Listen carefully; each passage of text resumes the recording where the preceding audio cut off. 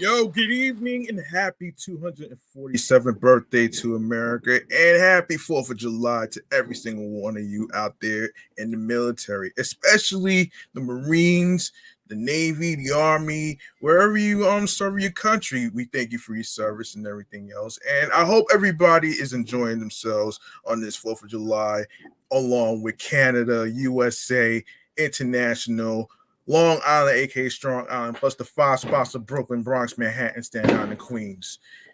And this is your man G Money Stacks, aka the Gregonator, YouTuber, host with the most, misunderstood, lonely nomad, unstoppable, independent podcaster, and of course Queens, New York native, and of course rookie podcaster of Queens, New York, Orleans, Queens, New York to be exact. And you're rocking with me, and along with my and you're rocking with me and along with the 274th episode of Off the Meat Rat Chainz New York Avenue podcast. And yes, you can hear the fireworks outside of my neighborhood right now. Because everybody's having a blast right now, man. You know what I'm saying? And and we're live and direct from StreamYard and alongside with YouTube. And speaking of YouTube, why don't you go ahead, you at home that's enjoying yourselves right now, man. I really hope y'all safe out there, and I hope y'all are aware of the street closures of three locations that I just mentioned in the last episode and everywhere else in between. Um, yeah, and in the meantime, go ahead and grab that subscribe button for me on the YouTube channel page of G Money Stacks 555. Leave a like and a comment along with the episodes and the topics that's being discussed. And click on and tap on the noti bell, which is the notification bell to be exact, along with alerts so you can be reminded when the show goes in the air via live stream and along with the date and the time. So make sure you listen, stream, watch the episodes in case you miss any of them. Don't worry. I got your back with everything. And of course, you know, stay tuned for more video content, upcoming episodes and previous episodes. And of course, tell a friend to another friend, and now I handle the rest at the end of the show. So there you have it right there, man. And now without further ado, before we get into anything, let's get into a little mental health check-in, man. Because today's topic in the mental health check-in segment is going to be about autism, and of course, how I'm feeling mentally, physically, and spiritually. You ask. I am doing all right. I'm taking it one day at a time. So there you have it right there. Here it is, mental health check-in.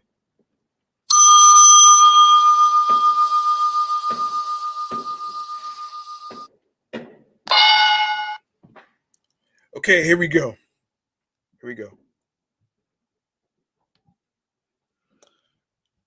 All right. So autism. Here we go. Now, what is autism, you ask? Um, First and foremost, let's get into it right here. But before I get into it, let me give a shout out to the people in the live chat right here on Instagram Live, right here on the podcast show page. All right, so shout outs to with the game on the line, long time no see, and sensibly cynical podcast. Shout outs to Sean, and of course everything else in between. Hold on, homie Sean wants to be in this. Hold on a second here. Hold on a minute here. Hold up. Wait a minute here. Wait a minute. Wait a minute. Let me just get this guy in here, man.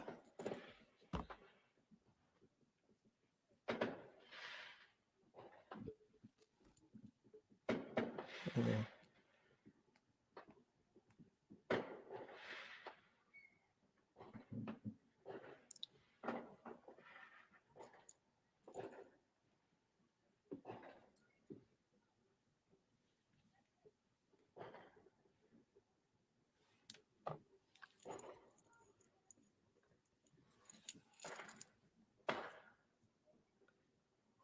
1 second, folks.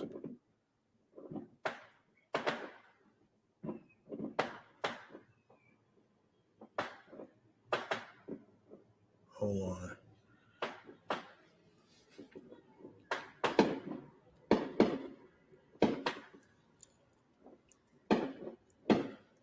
Okay. Yo, what up, Sean? Happy 4th of July, man. How's everything going? I just saw your request that you trying to come into the Instagram live feed, but I don't see you.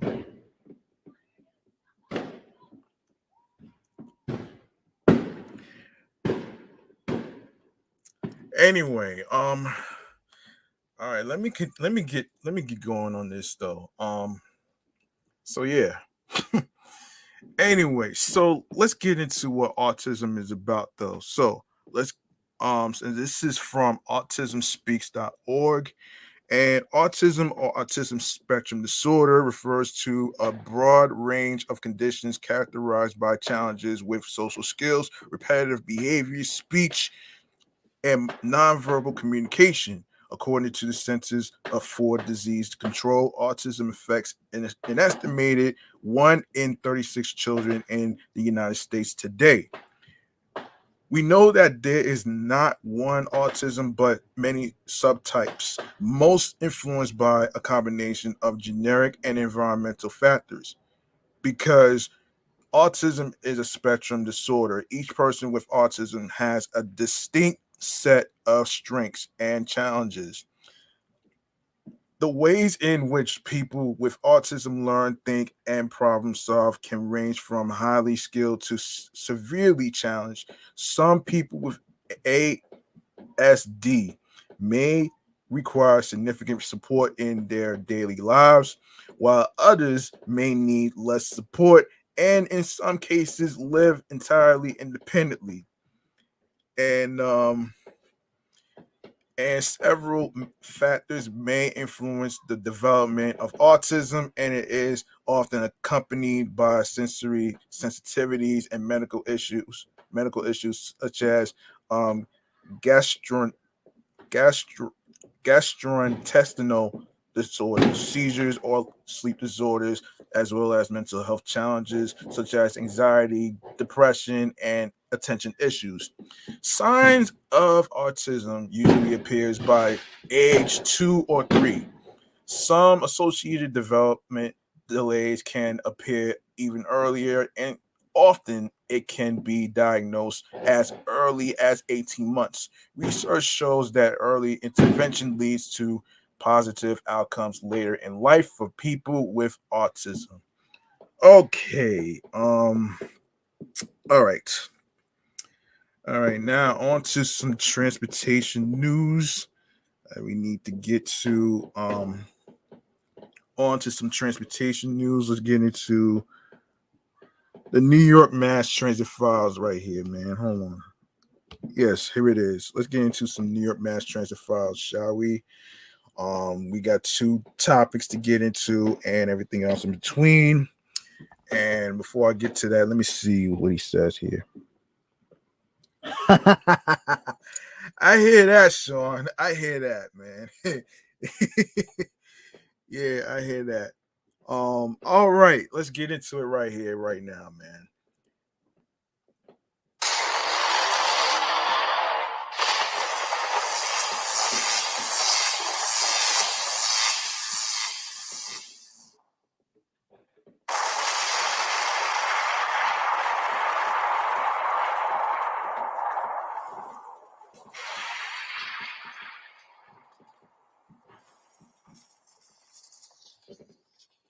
Okay, some MTA transit news.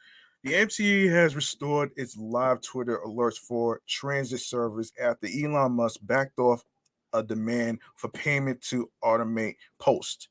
The transit agency had yanked its automated alerts for subway, bus, and commuter rail service from Twitter last week after the social media platform reportedly demanded $50,000 per month for the ability to access the application programming interface. which had previously been free. Yeah, like anybody's gonna pay that type of money for a social media platform. Yeah, right. Like you can't be serious, man. You cannot be serious. You know, you cannot be serious right there, man. That right there is a no no. That's a no no right there, man. I'm sorry, but that's highway robbery right there, folks. That's real. It really is, man. It really is. It really is, though. What the hell you paying $50,000 for, man? That's ridiculous.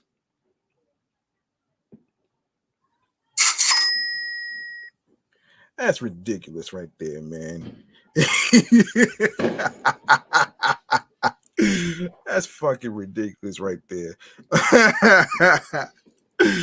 Oh man. Anyway, the API is essentially a tool for developers to build programs that communicate and work with larger platforms like Twitter and a requirement for agencies like the MTA to automate posts. The fiscally beleaguered MTA refused to pay to post the server's advisories and opted instead to discontinue them, pointing riders instead to its website, apps, station screens, and messaging services.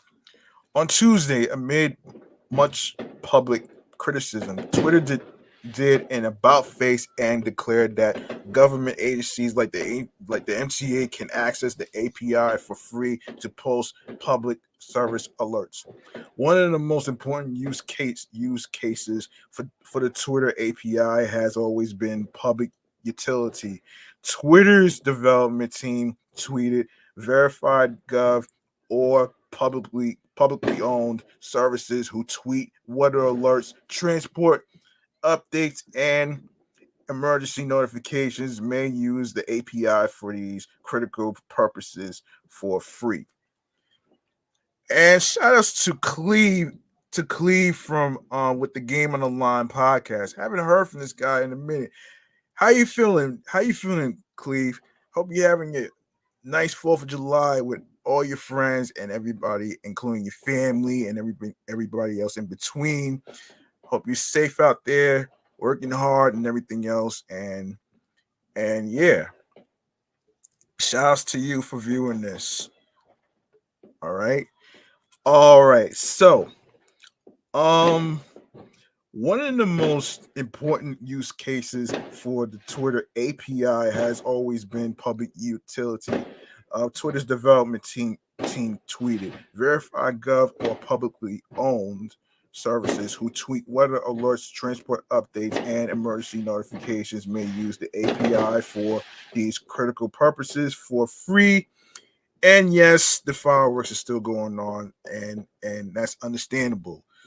The MTA announced soon afterwards it was considering restoring the alerts on its accounts, including its 1 million follower Subway Alerts feed. On Thursday, the MTA's acting chief customer officer, Shanifa Riera, made it official, bringing the alerts back online at exactly 4 p.m. following this story's initial publication.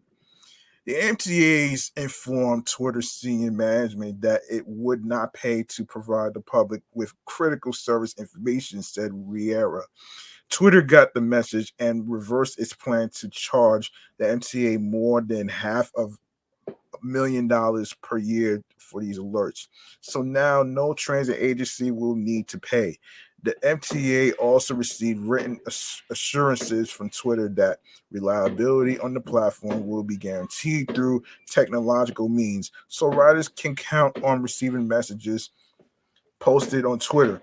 As a result, the MTA will resume providing service alerts on its Twitter accounts. Riera also noted that riders can still get service advisories on its website, apps, and through email and text messages, and said that riders had taken advantage of those services during the brief Twitter interregnum. Meanwhile, Twitter's active community of rail fans stepped up in the interim to ensure riders get the information they need. Will Davis, a self-described gorilla, gorilla. Oh shit. Oh shit. Gorilla urbanist and transit enthusiast. Oh man. um Transit enthusiast shit poster launched MTA alerts bot, which automatically posts subway service alerts just like the um the New York City Transit subway account. The software engineer who lived in New York but recently moved back to his native Texas mainly tweets from the account Yimby Land.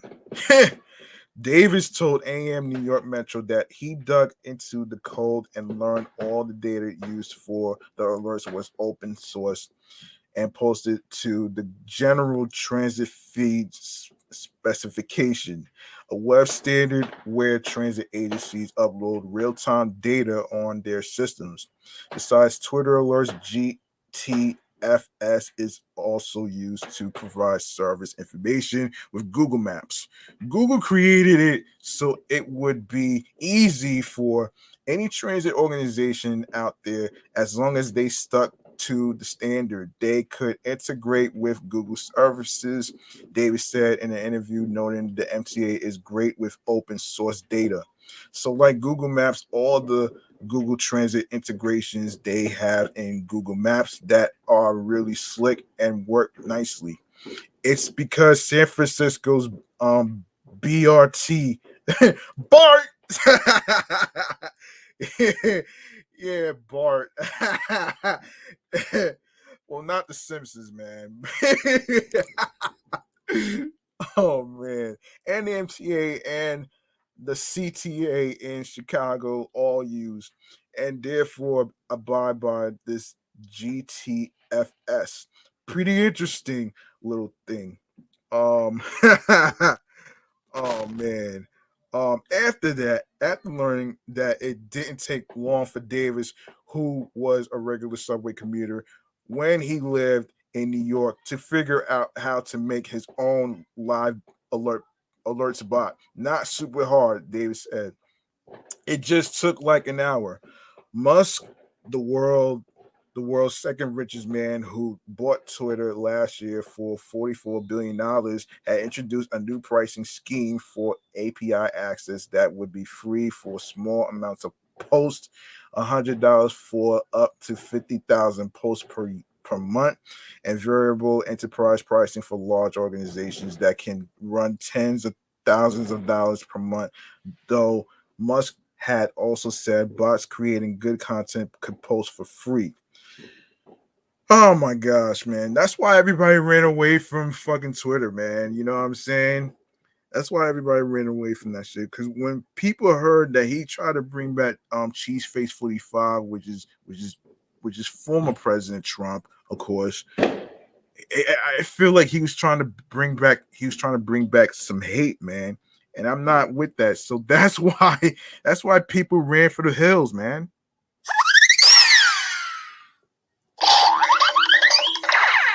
That's exactly what I did, man, since I had Twitter. I ran for the fucking hills because I knew something stupid was gonna happen, man. Something fucking stupid always happens to people. You know what I'm saying? I mean, not everybody likes that shit anyway. But anyway, um let's let's continue where we left off here, man. All right. So let's see, where do we leave off here? Um. Okay. So.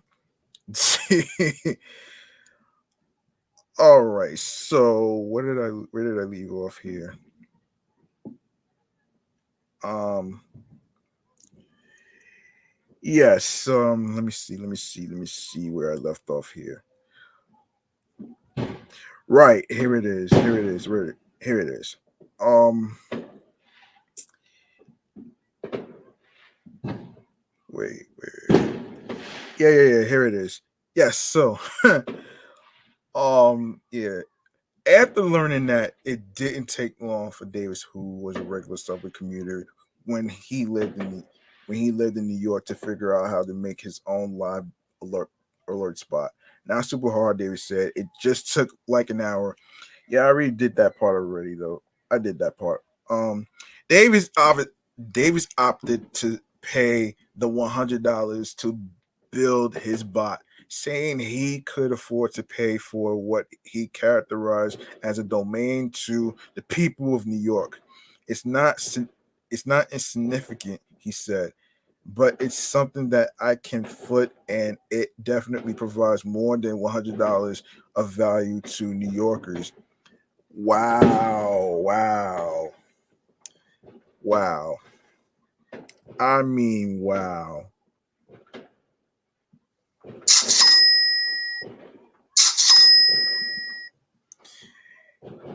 Yes, yes, yes, so the bot still has just 298 followers as of Thursday afternoon, but Davis says it is perfectly scalable from 100 followers to a million followers. Davis cautioned that his bot is just a lightweight version of the MTA's account and not a replacement. For one, he does not monitor it 24/7 and does not manually answer riders' questions like the MTA. Instead, just letting the bot post automatically. He also has only made a version for subway alerts, not for bus and commuter rail. And since he is technically limited in the amount of tweets he can post monthly, the bot could theoretically be kneecapped from posting after reaching its cap. Furthermore, the bot is not subject to the same level of scrutiny as the MTA account. The MTA, as a governmental organization, wants to have things locked down. So let's say there's some intermittency with the API or something like that. Or one day they are tweeting out a ton of tweets and they reach their max tweet limit and it goes down. Well, the MTA, there's political fallout from that, said Davis. Whereas for me, it's no skin off my back. Maybe someone gets mad on Twitter. It's like, yo, what the heck? Why is the service down? And then I can tweet, oh, sorry, ran out of tweets for the day. It'll be back up in an hour or something. There's a little bit more leeway with a sovereign citizen versus a governmental organization. The MTA declined to comment on Davis's bot. In other MTA news, they decided to hold a contest. So the MTA has welcomed aboard its first crew, no, its first new class of subway performers in the Music Under New York program since 2019, and will hold a contest this month to determine which member of the class is the favorite among transit riders. The 24 artists joining Muni perform a broad array of musical styles. The class includes solo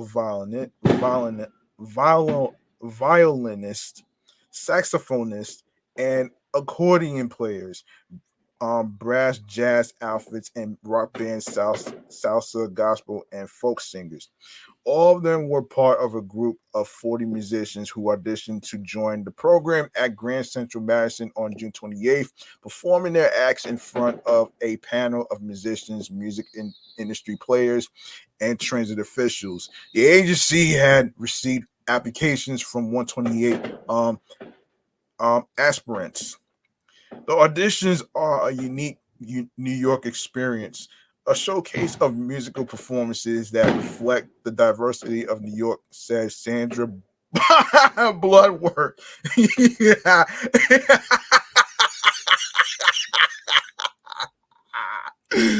Bloodworth. Oh man. Oh my gosh. Wow. Wow.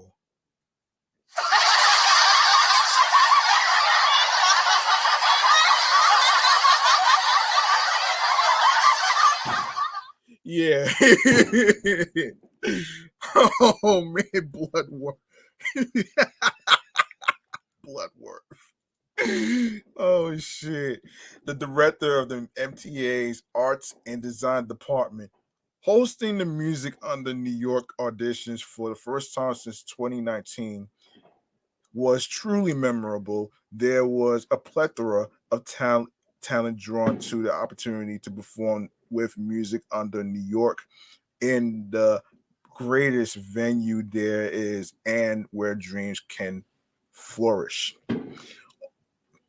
On July 19th, the MTV will launch a contest on its website allowing anyone, New Yorker or otherwise, to vote on their favorite of the bunch. The winner will be announced on July 27th. Anyone can legally perform in the subway system, and many subway musicians are not part of Muni. But the more than 350 members of Muni, which began in 1987, are afforded a special status among the system's buskers. Participants get to perform under an official MTA banner and are afforded dibs on some of the transit system's most coveted spots to perform. Those with a high volume of passengers where tips are aplenty. Muni artists represent a vast swath of musical styles befitting the diversity that makes New York and the subway system such a vibrant place.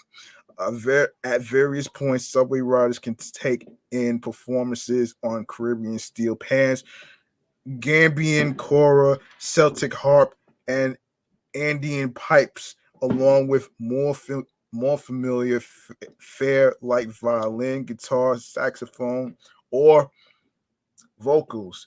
The MTE organizes over 7,500 performances in the system each year. The new Muni class is the first since the onset of the COVID-19 pandemic, which caused ridership to plummet to an extent the MTA has still not fully recovered. Like the rest of New York, Muni performances were paused in March 2020 before resuming in June 2021. But the agency refrained from its annual addition of 25 or so musicians to the program until this year. Okay, so stay tuned for updates about Muni. I will keep track of this. I'll keep track of this when I get a chance. If there's any more updates, I'll actually keep track of it. So don't you worry about that. So, let's see.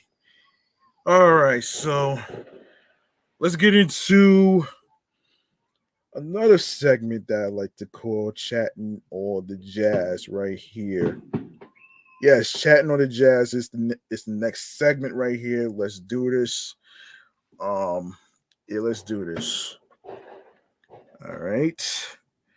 We got a fire in Long Island that we need to talk about here too. So let's get into it.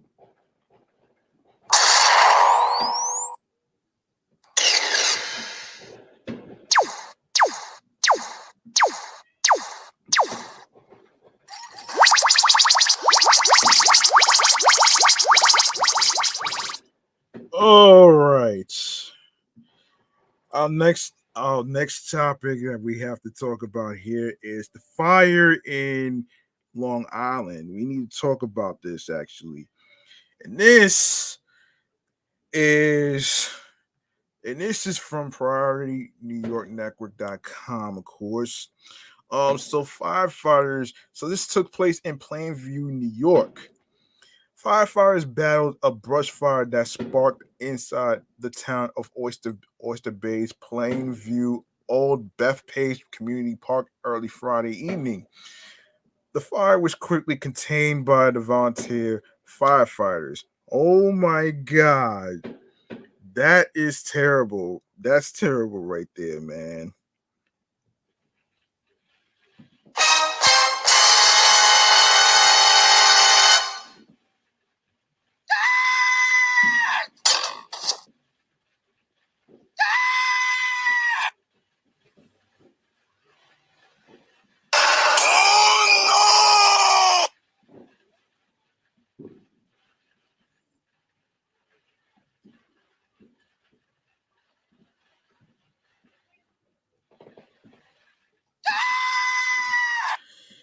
Yes, that's very scary. I know that.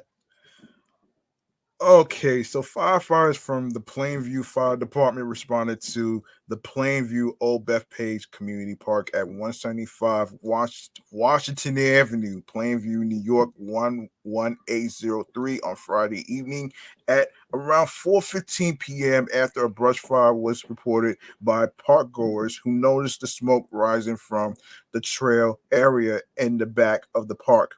The fire sparked in the northwest corner of the park, which includes a nature walking trail and a densely wooded area that backs up to a residential neighborhood. Upon the arrival of fire crews, they found a small area of fire spreading through the bush. Gray smoke could be seen rising from the park as firefighters began battling the blaze.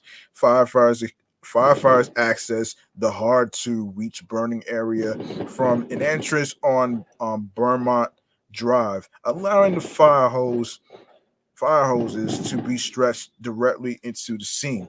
The fire was swiftly contained by the volunteer firefighters from the Plainview Fire Department.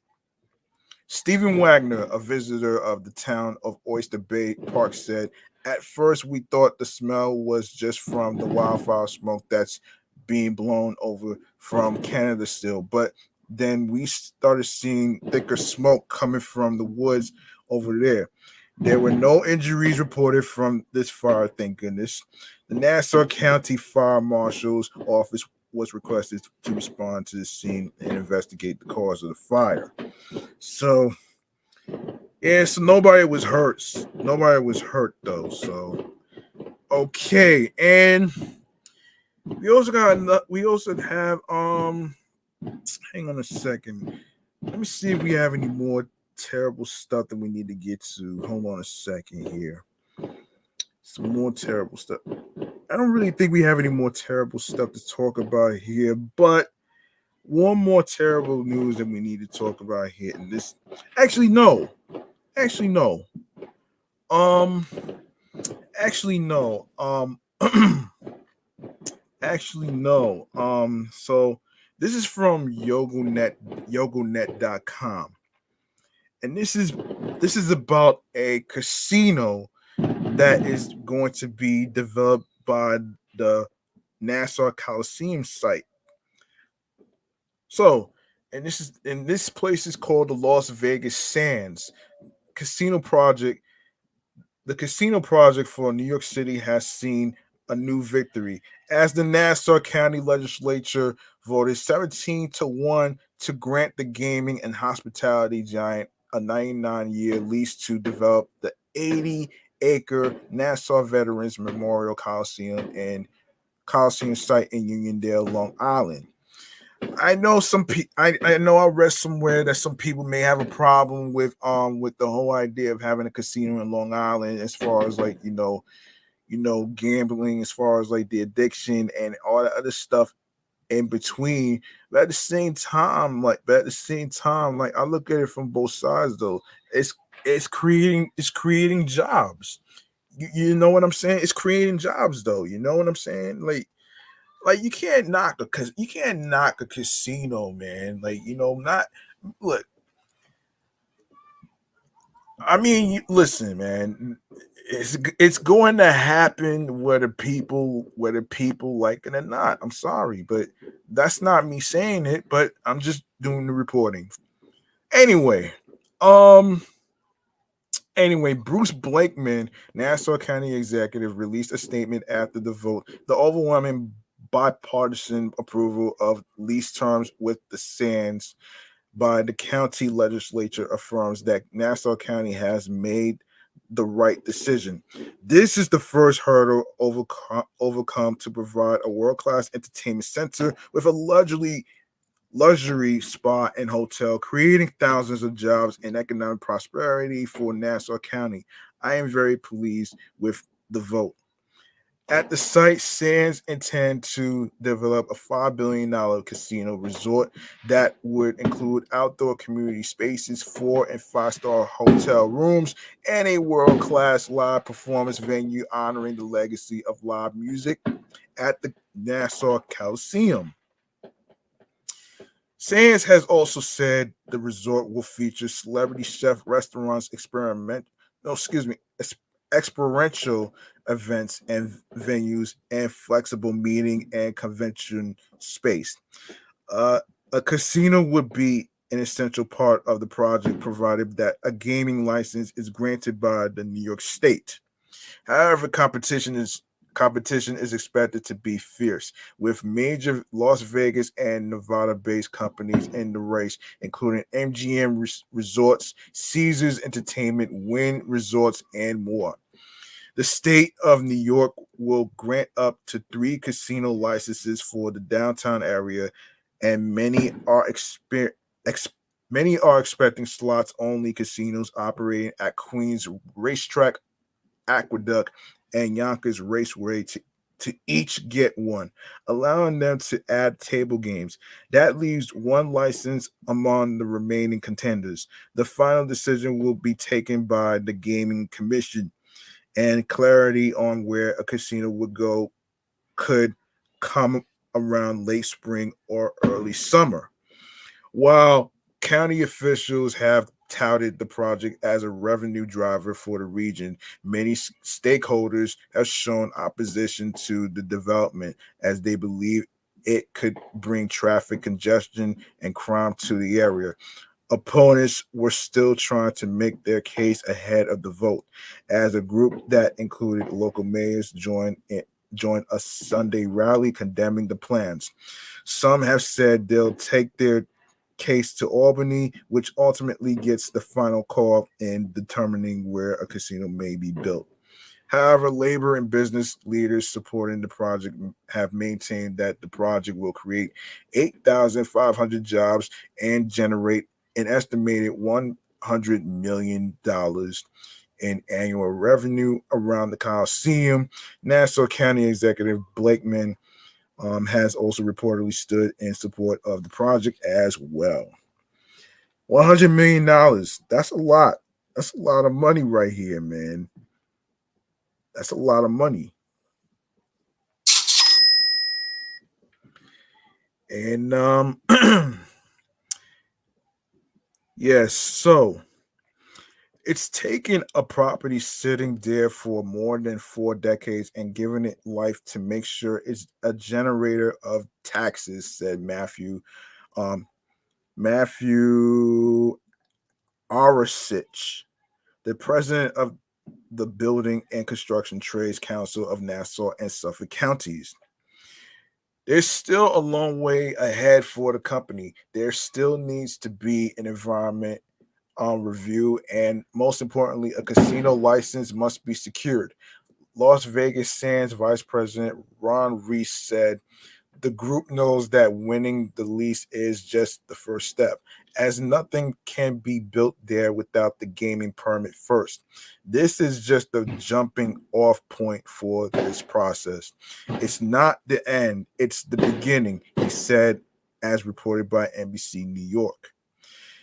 In a statement after approval, Sands chairman and CEO Robert Goldstein also called it an important step in the company's efforts to secure a New York gaming license and ultimately develop a world-class hospitality, entertainment, and gaming destination. This is probably similar to what Jay-Z was trying to do for a casino in Times Square, but I don't know if that's going to really happen. But we'll see. We are proud of the widespread coalition we have built in we have built with our new neighbors across Long Island, Goldstein said. We are grateful for the trust they have placed in us and look forward to continuing to collaborate with the community.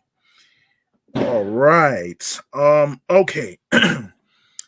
All right. Let me see. Let me see. I wanna We want to talk about yes, so National Siblings Day. I wasn't even aware of this actually. Um so I'm pretty sure most of you have siblings at home, right? Now this day actually um came out on April 10th of this year. So our siblings are our family and they are a huge part of our lives. That's why we celebrate them on National Siblings Day every April 10th. The holiday is also known as World Siblings Day. Siblings are our best friends and sometimes our worst enemies. Damn!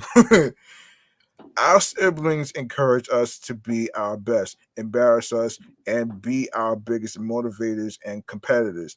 It's now growing into a nationwide day of both remembrance and celebration. Three U.S. presidents have recognized the event, most recently, President Obama in 2016. The Siblings Day Foundation, sponsors of this day, gained nonprofit status in 1999. They are working on establishing a United Nations resolution for an International Siblings Day.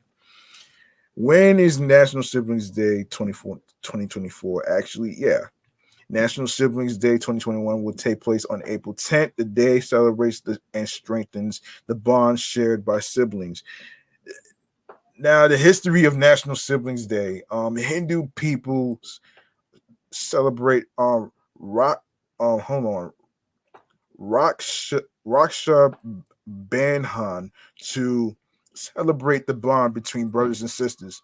And Raksha Bandhan, Hindu women tie a band around their brother's waist. No, excuse me, wrist brother's wrist, symbolizing that the sister will protect them. The brothers give a gift in return, both agreeing to protect and care for each other. The festival has ancient origins, but is still popular to this day. It is the earliest known celebration of siblings. Claudia Avant created the U.S. holiday in 1995 after losing her brother and sister at a very early age. She realized that she realized what an important role siblings have in our lives. So she created the holiday to honor the memory of her siblings. For the holiday, Claudia chose April 10th, her late sister Lisette's birthday. Mother's Day has been around since 1907 and Father's Day has been around since 1910. This makes almost 100 years without a day honoring our siblings. Claudia founded the Siblings Day Foundation, which continues to spread the mission of honoring our siblings. The foundation is working to make the holiday federally recognized in the United States, and are working on establishing an International Siblings Day through the United Nations. Since 1998, 49 states have issued gubernatorial proclamations to observe this day on April 10th. Three U.S. presidents have recognized the holiday. Sibling love is global. Australia, India, and Spain are only a few of the countries that celebrate Siblings Day. In Europe, National Siblings Day is celebrated as Brothers and Sisters Day on May 31st. The President of the Republic of Portugal has even recognized Siblings Day as a holiday. So there you have it. Okay, so the timeline. Oh God, wait a second. National Siblings Day timeline, of course. 400 BC, the first celebration of siblings. Hindus begin celebrating Raksha Bandhan in reverence of their brothers and sisters. 1903, siblings make history. The Wright brothers made the first successful airplane. 1997, Can't Stop a nonprofit. Claudia Avart created the nonprofit Siblings Day Foundation in honor of her late brother and sister. Yep. And of course, um, 2016 presidential recognition. President Obama recognizes National Siblings Day. Okay. So that's pretty much what that is, though.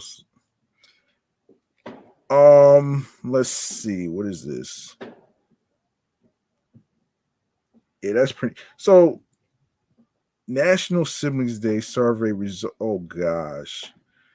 So, all right, let's. I'm gonna go over this actually. So, nationaltoday.com Siblings Day survey. To celebrate National Siblings Day, the National Today Data Science Team surveyed 1,000 Americans about their siblings. 89% of Americans have a sibling.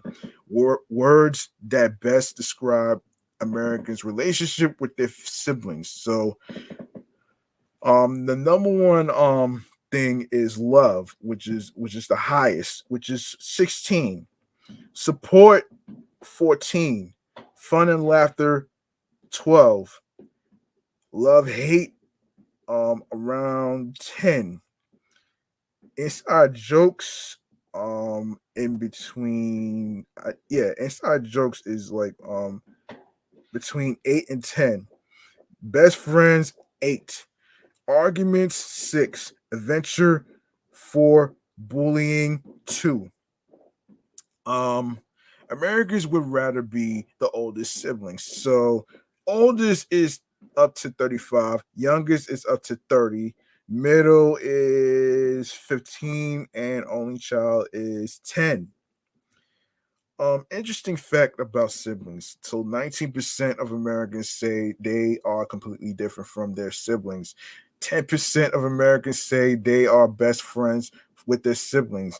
Um, which is very, very, very rare, actually, folks.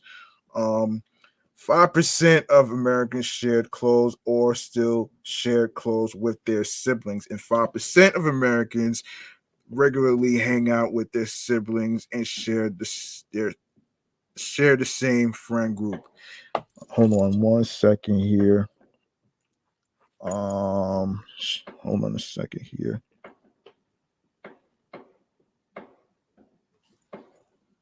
Okay, just plain old Justin 89 and VWMT Pod. Shouts to you both for viewing this. Um, okay, so let me see. Yeah. Additional insights: Americans without siblings are perfectly happy that way. When asked whether they would prefer to have siblings or be an only child. 38% of sibling-less Americans said they are perfectly happy without siblings. Only 12% of Americans with siblings would prefer to be an only child. Women prefer to be the youngest child. Men would rather be the oldest. 35% of women would prefer to be the youngest child. 34% the oldest. 17% the middle child. And 14% an only child. Meanwhile, 40% of men would prefer to be the oldest child. 24% the youngest. 20% the middle child. And 16% an only child.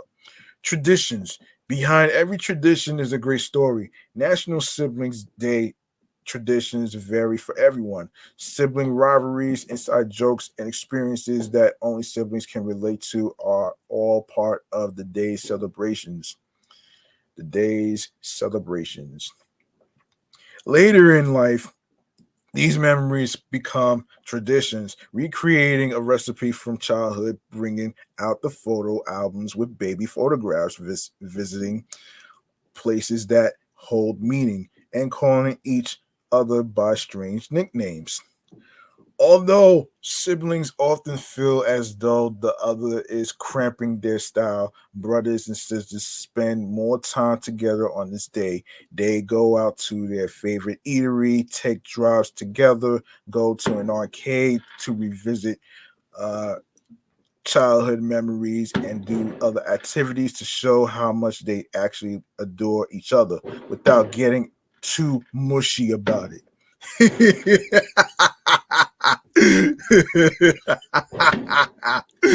Oh shit. Another popular tradition in past few years is recreating childhood photos. The outfits and poses from a memorable photograph are reenacted and posted on social media. By the numbers, 33%, the 33%, the percentage of free time siblings have spent together by the time they reach the age of 11 years old. 10, the number of hours children spend with their siblings per week. 17, the number of hours children from large families spend with their siblings per week. One so half the portion of all siblings who go on to share the same level of educational and economic success. 14%, the percentage decrease in the risk of obesity with each additional sibling in the household. 65%, the percentage of mothers who claim to have a favorite child, typically the oldest one. That's very rare. Very rare. 70% the percentage of fathers who claim to have a favorite child, very rare too.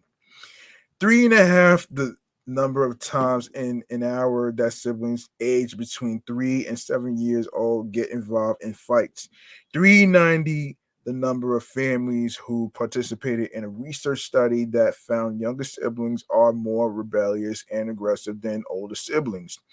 8, the average age at which children start being bullied by their siblings. Sheesh. Okay, so how to celebrate National Siblings Day? Of course, post a childhood shot on social media. Remember that time you cut their hair while they were sleeping. Shouldn't everyone see it? Sharing childhood photos and memories will absolutely bring a smile to their face. And who knows, they may post some of their own memories. Oh shit. Of course, to send your sibling a handwritten note. Give your sibling that warm and fuzzy feeling. A heartfelt text can make their day. You've seen the effort that you put into a handwritten note can really make them smile. Plus, who doesn't love opening a thoughtful hand-picked card? Number 3, share a top 10 list. Write down a list of the top 10 things you love about your sibling or great memories you've experienced with them. Share it with your sibling or on social media and give them a shout out. It'll delight you as you are writing it, and it will certainly remind your sibling of just how special your relationship is. Okay, so number 1, older is wiser. Firstborns tend to have an economic advantage over their younger siblings, so unfair, right? But and number 2, younger is funnier. According to a recent Harvard study, younger siblings have a better sense of humor than their older siblings. Number 3, dating gets easier. Not really. Studies have shown having a sibling of the opposite sex makes you more attracted to the opposite sex when dating. Score. Number 4, if you are younger, you might be shorter. Oh, damn. A study of British families found that in families with multiple children, the younger children tend to be about an inch shorter on average. Number 5, birds of a feather. Birth older matters. If you are a middle child, you are more likely to marry a middle child. If you are the oldest, you are likely to marry an oldest child. Oh man. Why do we love National Siblings Day, you ask? They just know your siblings grew up with you and have seen you at your worst and at your best. They were there when you decided to cut your own hair and when they had to help you fix it. Your siblings were there by your side when your crush rejected you. Your brothers and sisters understand you and they love you no matter what.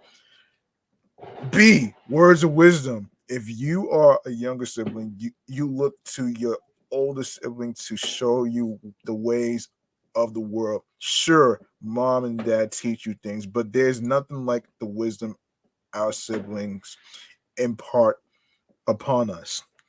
That's true. They teach you the secret sibling knowledge that parents just can't. Yes, I actually agree with this, man. I actually agree with this. This is something that I could exactly agree with.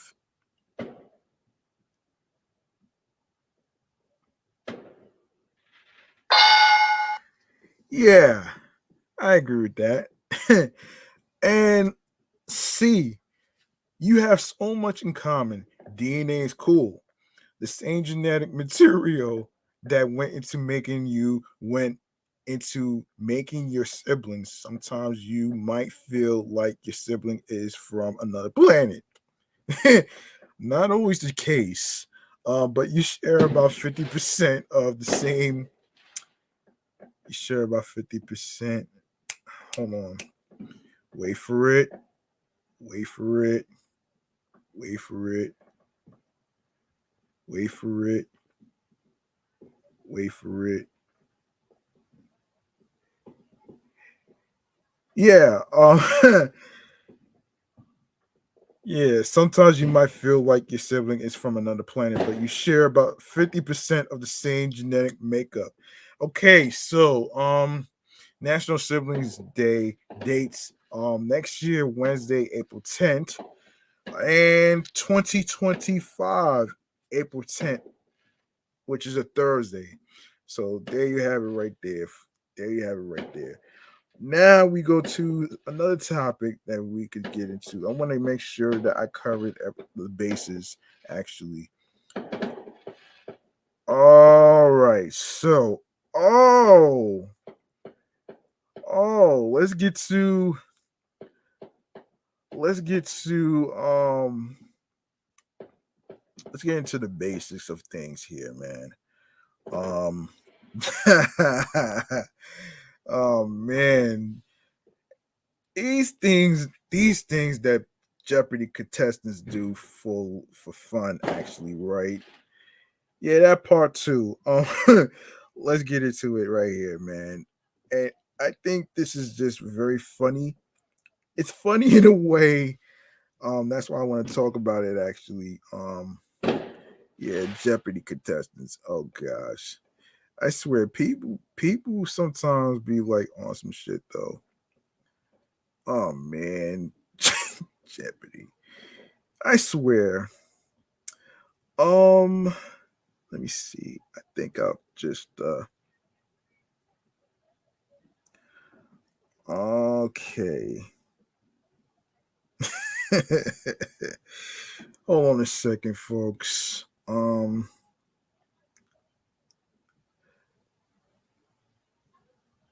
All right. Yeah. Jeopardy contestants. Oh gosh. Hold on a second here. All right. Jeopardy contestants get roasted for not knowing who Betty White is. That's funny. That's very funny right there, though. That's very funny, though. This is the funniest shit that I ever heard in my life, man. Like, how the hell you don't know who Betty White is?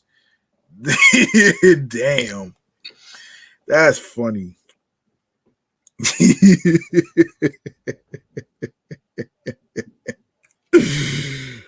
Oh man, hold up a second. Hold up. Let me try to get this. Oh man. Oh man. Oops. That's not what I meant to press. That's not what I meant to press here. Um, that is not what I meant to press here. That's not what I meant to press here, man. But anyway.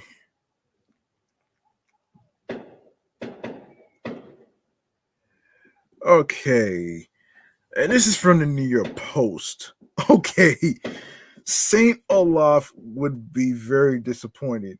None, none of the players on Friday's episode of Jeopardy correctly answered a $400 clue about late American treasure Betty White in the Everything's Coming Up Rose category. Oh wow. In 1986, she won an Emmy for playing Rose Nylon on The Golden Girls.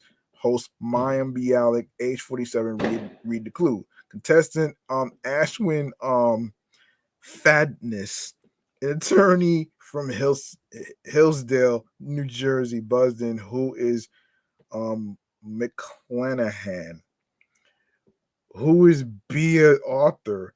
Replied Brian Alzua, a biocompatibility scientist from Minneapolis. Oh shit.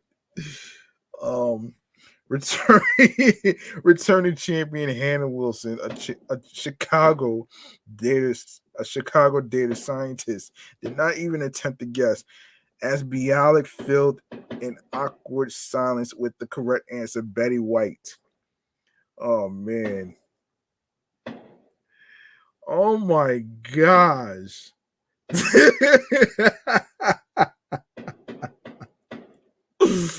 Oh man. Yo. I feel bad for people who are contestants on Jeopardy who actually don't know who Betty White is. That'd be Listen, that'd be more worse than people not knowing who Steve Harvey is. That'd be oh shit.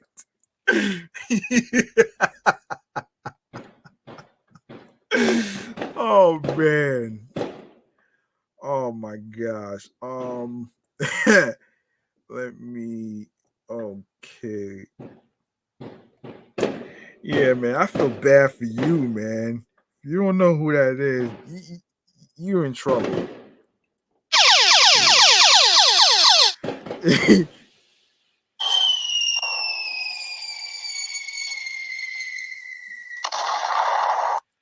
You gotta be a dumbass to not know.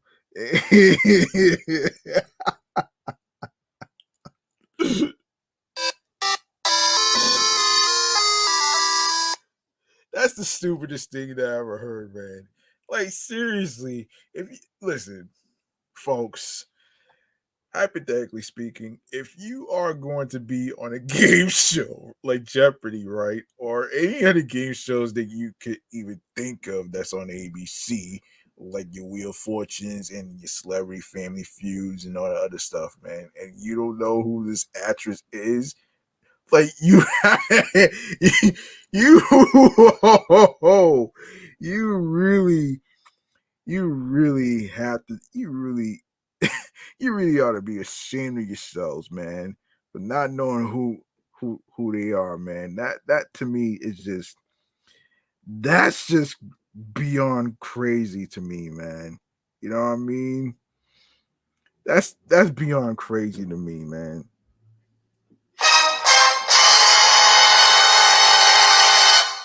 Yeah, that part too, man. Oh no! Yeah. Oh man.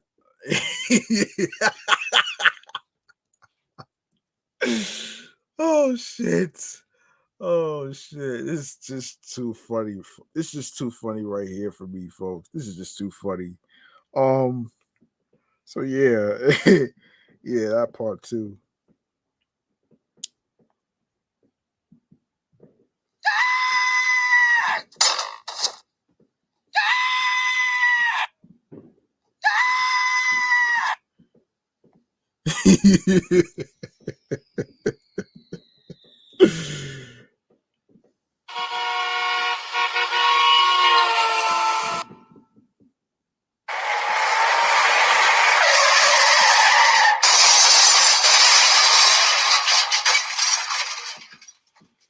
All right, let me keep going here, man. Let me keep going. Let me keep going here.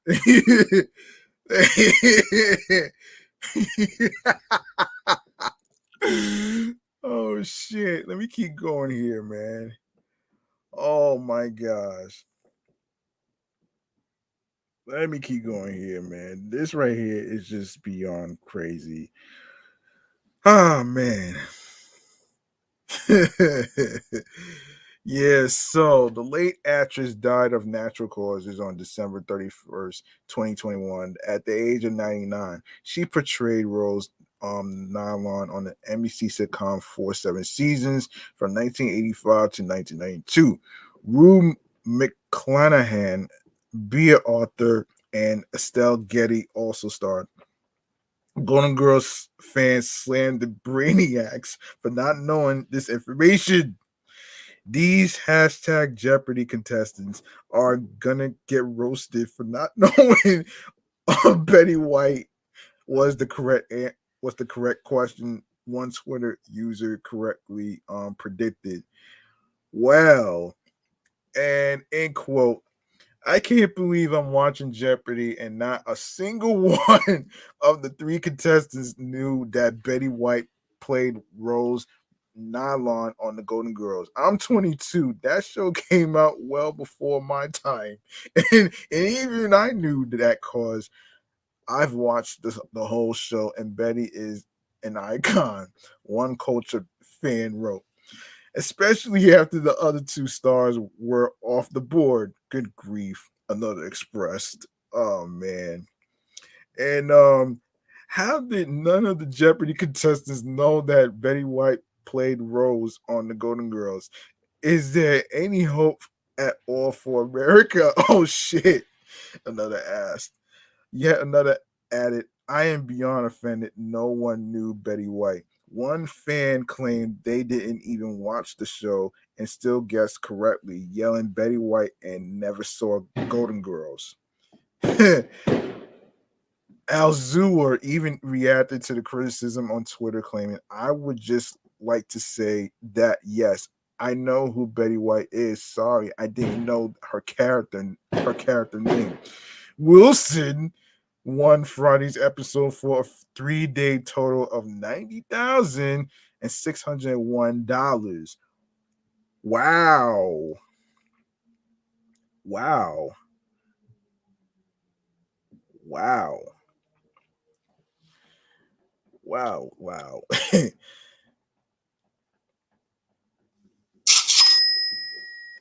Yeah, of course. Of course. Of course, man. Of course anybody would win that type of money, man. You know what I mean?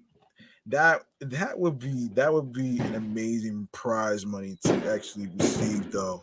Um yeah, that would be an amazing prize right there, man. And I got one thing to say about prize money like that though. Yeah, that part too, man. Yes, yes, Homer. I agree with that. And earlier this week, Jeopardy fans blasted the show for a misleading final clue that stumped the contestants. Meanwhile, host Ken Jennings, age 48, faced fans' wrath for a dumb category. Oh my god. Oh man. Oh man, oh man, oh man, oh man, oh man, oh man. All right, let's get into some music stuff though, man. Yo, this AI shit is really this AI shit is really scary, son. And I say this because there was an article that I just saw. I'm glad I actually got a chance to catch this because I think this is one of the important things that I want to talk about in a future episode. If I could get some people to chime in on the whole AI shit, because this is not good. This is not good. Okay. So the use of artificial intelligence, of course, robots, has taken the rap game by storm seemingly overnight. Which, no, excuse me, with each passing day, more hip hop songs have been surfacing. Um, that use the voices of some of the biggest names in the industry without those artists ever picking up a pen or stepping into the booth to record lyrics. Songs created by AI technology have become an increasingly popular practice that, at least on some level, fulfills hip hop heads' fantasies through dreamed collabs, covers of popular songs from deceased artists, and entirely new compositions from rhymers who perhaps haven't dropped any fresh music of their own in quite some time. Last summer, virtual AI rapper FN Mecca was signed to Capitol Records, then dropped by the label following backlash for its creators having the AI artist rap lyrics using the N word and perpetrating stereotypes in its visuals. The new wave of AI hip hop songs brings up questions of whether they are dangerous to artists' livelihood, likeliness, and creativity. Yes, it is. Yes, it is. Just within the past few weeks, hip hop has heard AI generated lyrics turned into songs from artists like Jay Z plus Drake, which I previously talked about, um, and The Weeknd, whose AI voices were used by TikTok creator Ghostwriter 977 to create a song called Heart on My Sleeve, all about Selena Gomez. An anonymous YouTuber allowed fans of the Notorious B.I.G. to listen to what the late icon would sound like via AI if he rapped Nas's 1996 classic, The Message, bar for bar, which is Nas's song, by the way, you idiot. AI technology has even provided a few laughs along the way with humorous deepfake versions of Ice Spice's Munch feeling you as it would sound if it were performed by Drake and Pop Smoke, respectively. Even for a completely inexperienced songwriter, creating new lyrics for deepfake songs can be easily accomplished by simply typing a few keywords into AI sites such as Open AI's Chat GPT, or these lyrics do not exist. With just a few clicks, the information provided is then used to automatically generate verses, pre-choruses, and hooks. However, the ability to generate a song using an established artist's voice is much more complicated.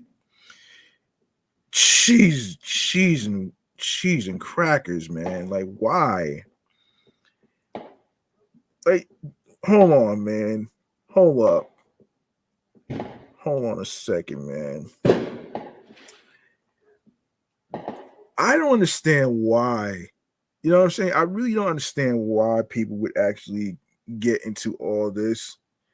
I just don't understand this. This is just oh my gosh. This is crazy. This is fucking crazy though, man. Um nah, man. Yeah, man. I don't know what are people thinking, man? Like, seriously, you making up all these fake songs for what? Like, that right there to me is just that's just see, my question for this shit has to be,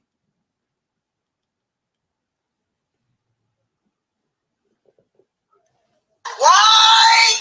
Yeah, why would you do this? I don't understand this. I don't understand this, man. This right here sounds like this is not even, I don't know, man. Right now, this is not a good feeling right there, man. This is not a good feeling to me. Um Not a good feeling right here. Um yeah, not a good feeling.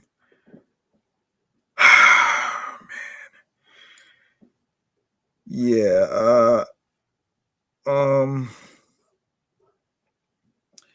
wait a minute here, man. Let me see. More complicated. In speaking with CNN recently regarding the track "Heart on My Sleeve," which features AI versions of both Drake and The Weeknd, ABI research analyst Michael um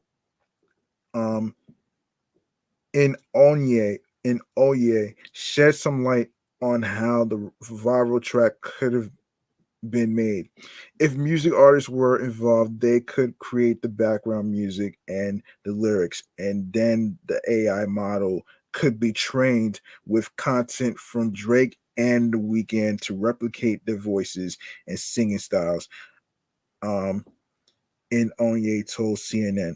AI could also have generated most of the song lyrics and replicated the artists again based on the training data set and any prompts given to direct the AI model. AI technology developer Roberto Nixon recently hit up Twitter with a video of himself demonstrating just how easy it is to create an AI song once the technology itself is trained to generate an artist's vocal tone and inflections. Using Kanye West as an example, Nixon recorded a series of rhymes he penned himself from Ye's perspective. After laying down the bars in his own studio over a Kanye type beat Nixon found on YouTube, the software developer was able to apply a flawless sounding version of Kanye's voice to the newly recorded song in just a couple of clicks. Roberto Nixon made note of the fact that this is the worst AI will ever be, and that songs such as his will only get easier to create over time. Stupid, stupid, stupid. Oh man. One of the earliest One of the earliest AI driven songs to grab mainstream attention in early April featured Jay Z's voice on a song by a leader called Savages. Hove's personal engineer, Young Guru, suggested that copyright laws be amended to protect the rights of the artists from having their voices used without permission. Young Guru shared his thoughts via Instagram. I've been trying to tell everyone that this is where we are now with AI, Guru shared. For some reason, this one got everyone's attention. So, what do we do? On one hand, I'm well aware that you can't stop technology. Once the genie is out of the box, you can put him back in. On the other hand, we have to protect the rights of the artists. Not only artists, but everyone in society. People should not be able to take your name, image, and likeness without permission. We have to add the voice to this law. We have to learn from past mistakes. You would be a fool to chase every person that is going to do this. We learned that lesson from we learned that lesson with Napster. The only way I see to deal with it is to change the law. There are so many different opinions. We could change the United States law tomorrow, but the internet is worldwide. What a time we live in.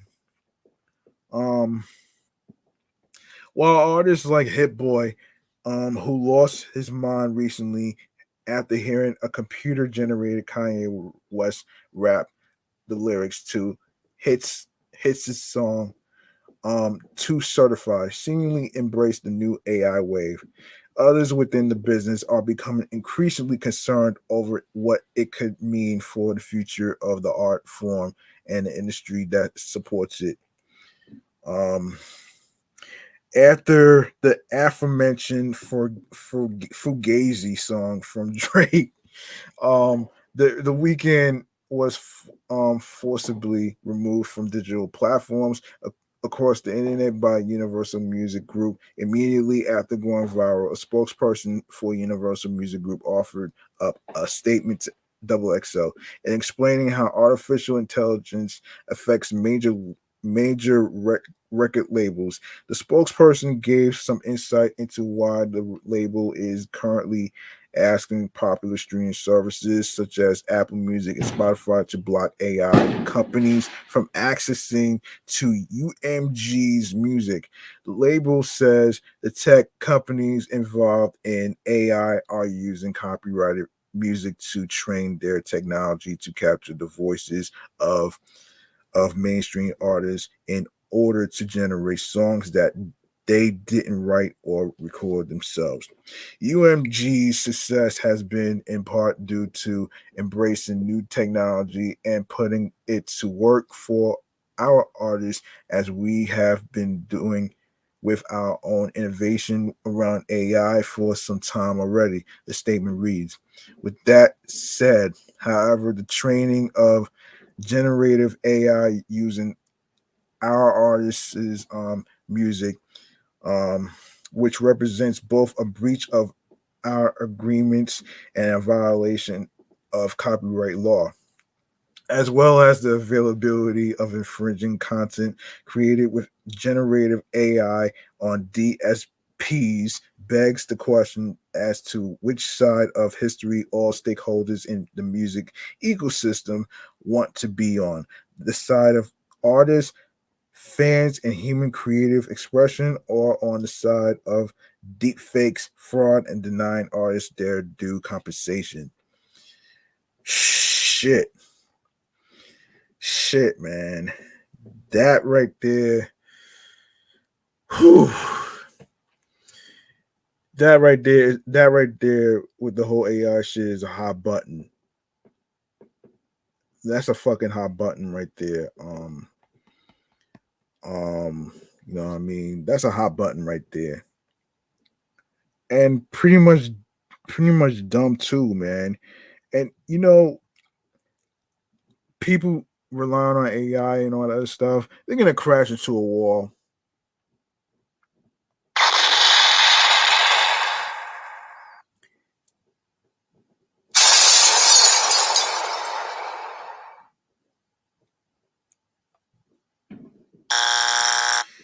Yeah, that part too, man. You know what I mean? That part. Ah, man. This is just beyond crazy to me, man. Yeah, this is so crazy. Um, this is very crazy. Um,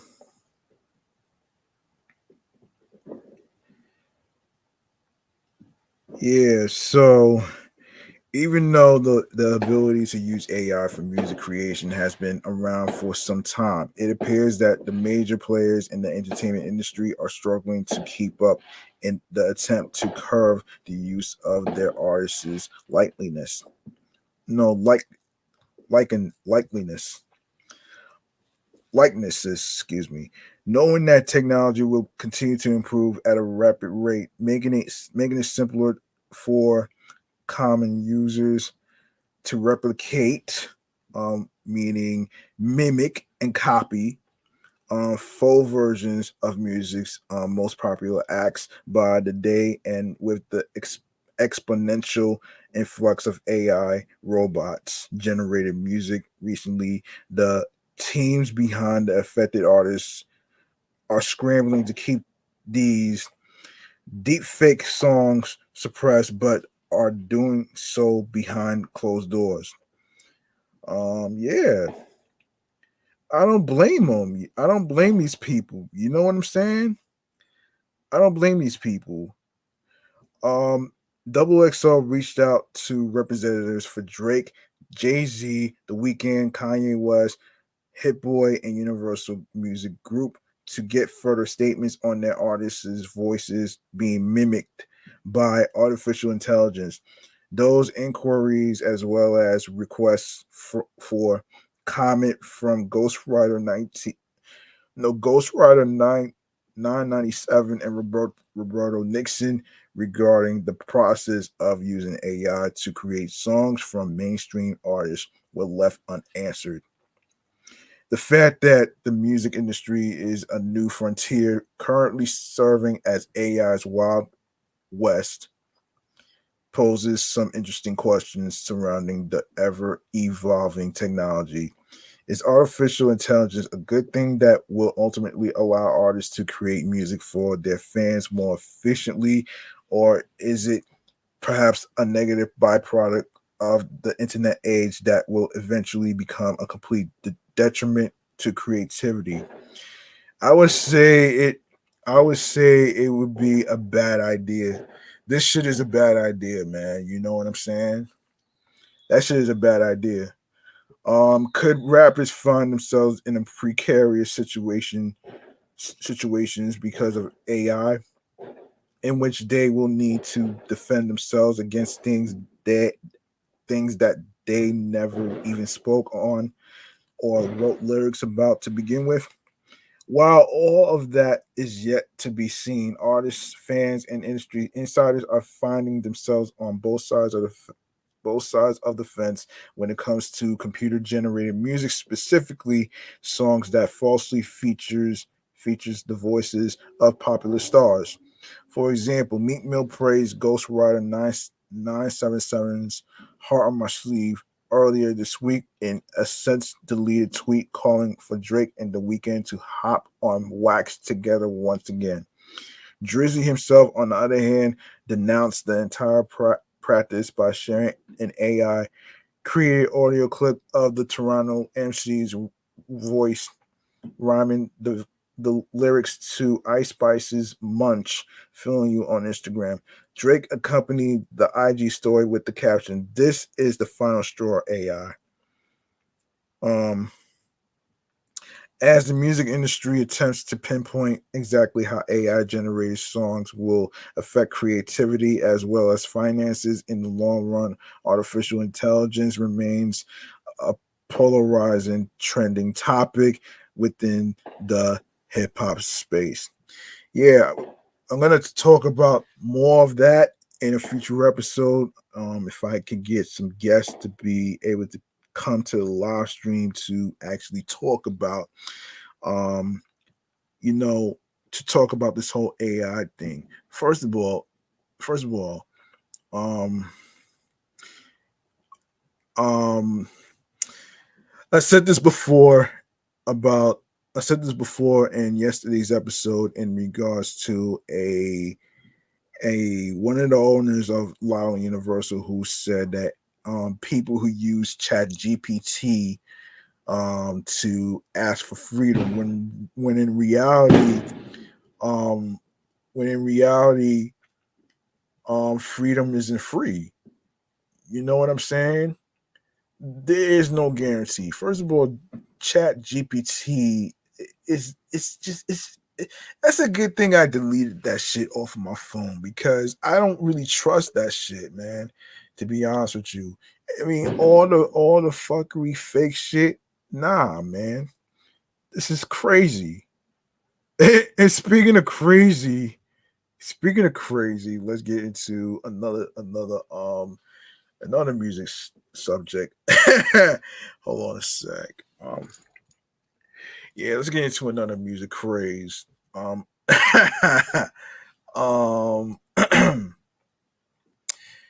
yeah, another music craze. Hold on a second. Another music craze. Um, what is going on here?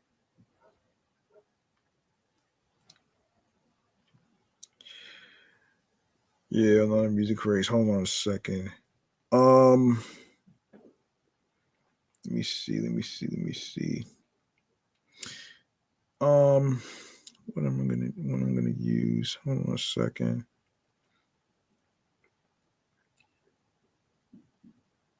What is going on here?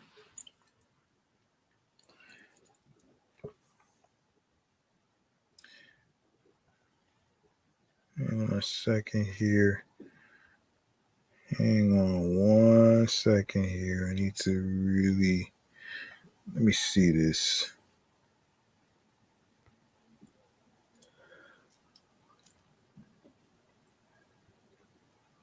Okay. Okay. Two Chainz brought out a sign language interpreter for a recent show who had the crowd in stitches after hilariously signing Titty Boys Luke comments. Two Chainz performed in Washington, D.C. on April 22nd, and a clip from the show has since gone viral. In the video below, the Atlanta rapper is talking to the concert goers during a break in the action, while a presumed American Sign Language interpreter is at the front of the stage signing Two Chainz words to the crowd. I pray everyone get some head before I go to sleep at night. Oh man. Hold on.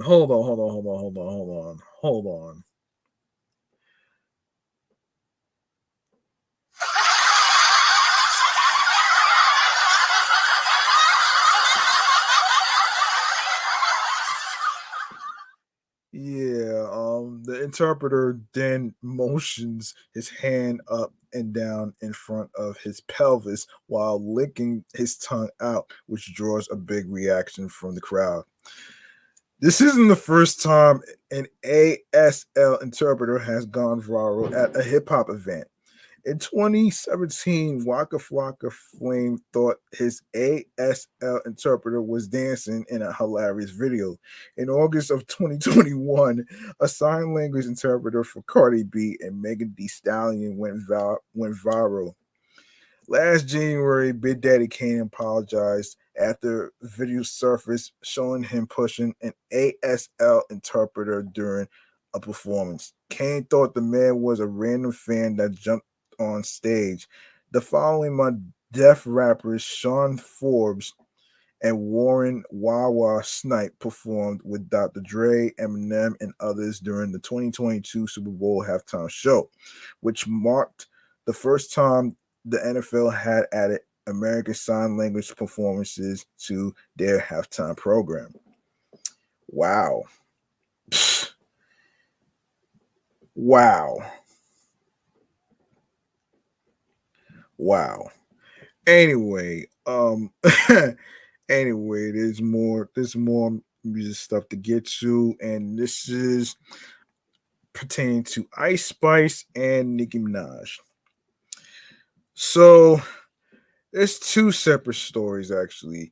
So Ice Spice's new Princess Diana remix with Nicki Minaj has debuted in the top five of the Billboard Hot 100, coming in at number four. Ice Spice's new collaboration with Nicki Minaj is already proven to be fruitful. On Monday, April 24th, Billboard updated the hit singles chart, revealing the rapper's Princess Diana remix has entered the chart at the number four spot, by far Ice Spice's biggest charting song as a lead artist.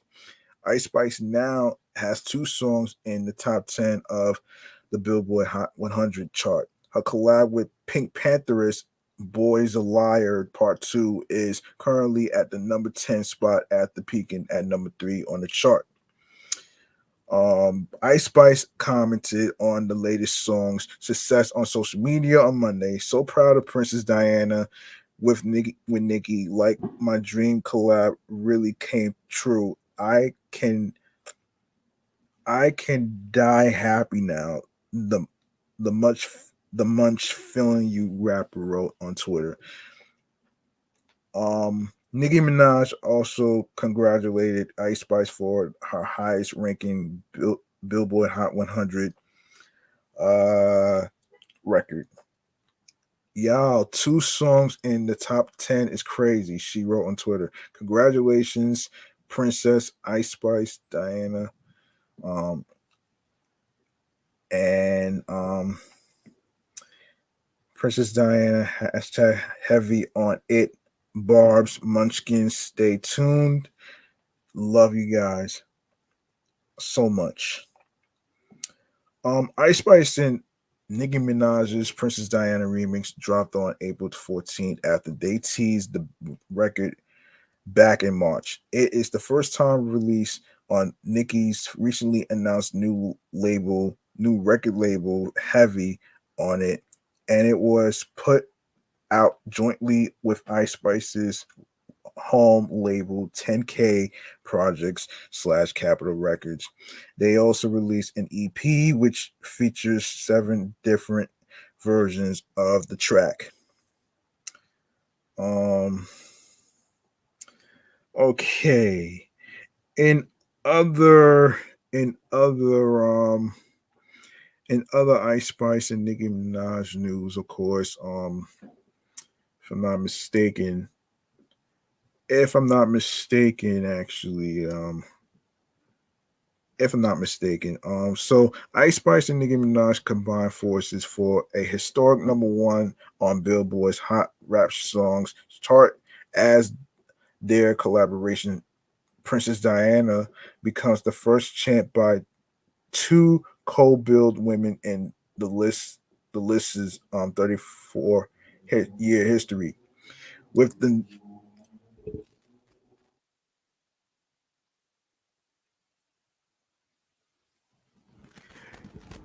with the new champ, Ice Spice achieves her first career number one on Hot Rap Songs upon her fourth visit to the chart.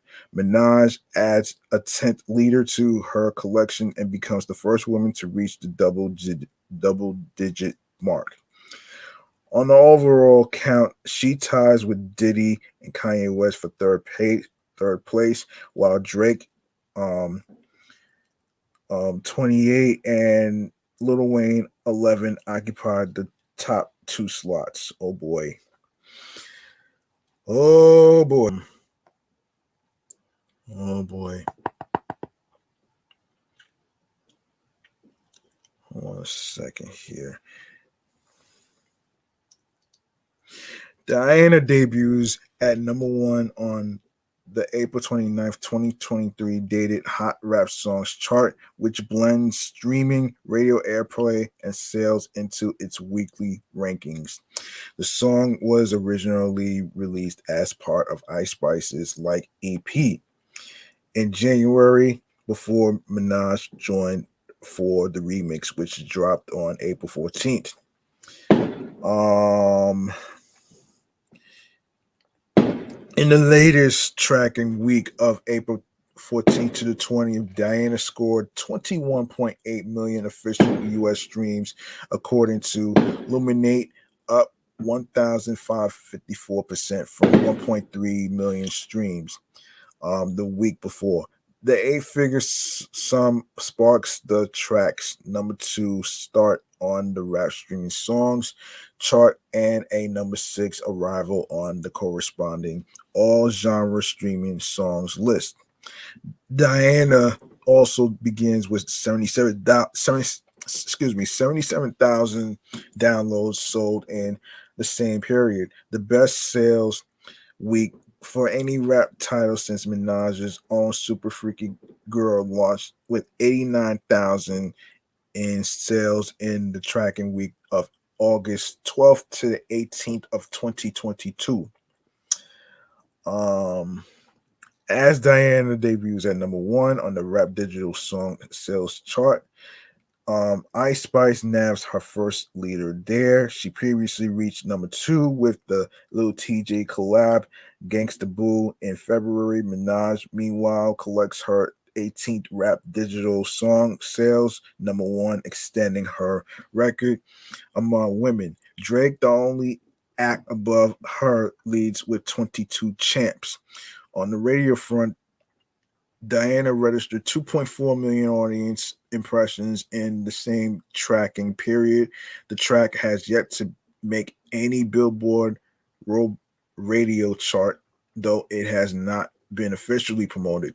Both acts have other active radio singles: In Her Hood, Ice Spice, and Red Ruby, the Sleaze by um, Nicki Minaj. With Diana, newcomer Ice Spice, and established vet Minaj link up for the first equal bill #1 collaboration by two women in hot rap songs history, which dates to March 1989. Overall, Diana is the eighth leader featuring at least two solo women in the charts archives. Um Here's a full list. It's a Shame by Moni Love featuring True Image 2 weeks at #1, beginning April 13th, 1991. 456 featuring Soleil featuring JT Money and Candy 1, November 20th, 1999. Hot Boys, Missy Elliott featuring Nas, Eve, and Q-Tip, um, 18, November 27th, 1999. Fancy Iggy Azalea featuring Charlie XCX. 18, May 3rd, 2014. Black Widow, Iggy Azalea featuring Rita Ora. 5, October 18th, 2014. WAP, Cardi B featuring Megan Thee Stallion. 8, August 22nd, 2020. Rumors, Lizzo featuring Cardi B. 1, August 28th, 2021. Princess Diana, Ice Spice, and Nicki Minaj. 1 to date on April 29th, 2023. And all this stuff right there. Plus, Ice Spice's EP surges in activity thanks to the new remixes popularity. The EP earned 28,000 equivalent album units in the latest tracking week, sparking its #4 re-entry on the top rap albums chart.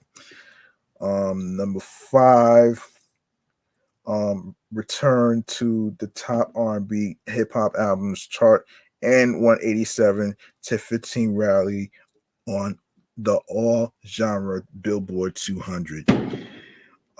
Yes, so they have another one. So Ice Spice and Nicki Minaj have another collaboration, and this one is a music video pertaining to the Barbie soundtrack. Nicki Minaj and Ice Spice have once again linked up, this time for the song Barbie World, their much anticipated collaboration taken from the Barbie movie soundtrack. The video finds the pair getting all pretty in pink, riding around together as they trade bars about how they both are just like the popular toy doll. And I'm bad like the Barbie. I'm a doll, but I still want to party. Pink vet. I'm ready to bend. I'm a 10, so I pull in a Ken, Jazzy, Stacy, Nikki. All of the Barbies is pretty. All of the Barbies is bad it girls. And we ain't playing tag date rap. The track, which includes a sample of Aqua's 1997 hit Barbie Girl, was first teased at the end of the original Barbie trailer and has kept fans on the hook out ever since. Check out the song's video below. You can check it out on YouTube. All right, you can check it out on Nicki Minaj's YouTube channel page. This isn't the first time the duo has gone totally pink together. They previously joined forces for a remix of Spice's track Princess Diana, and the accompanying video saw them both donning an entirely pink wardrobe as they got up close and personal with one another in the bedroom. Up close and personal in the bedroom. Ooh. Up close and personal in the bedroom. Sheesh. Wow. Hold on a minute. Hold on. Hold on. Oh man, hold on. Hold on, folks. I gotta look for something.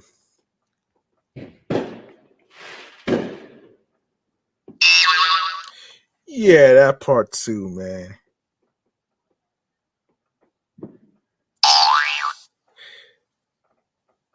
Yeah, I had to. I had to. Oh, I had to, man. I had to use that. Um, okay, so let's see.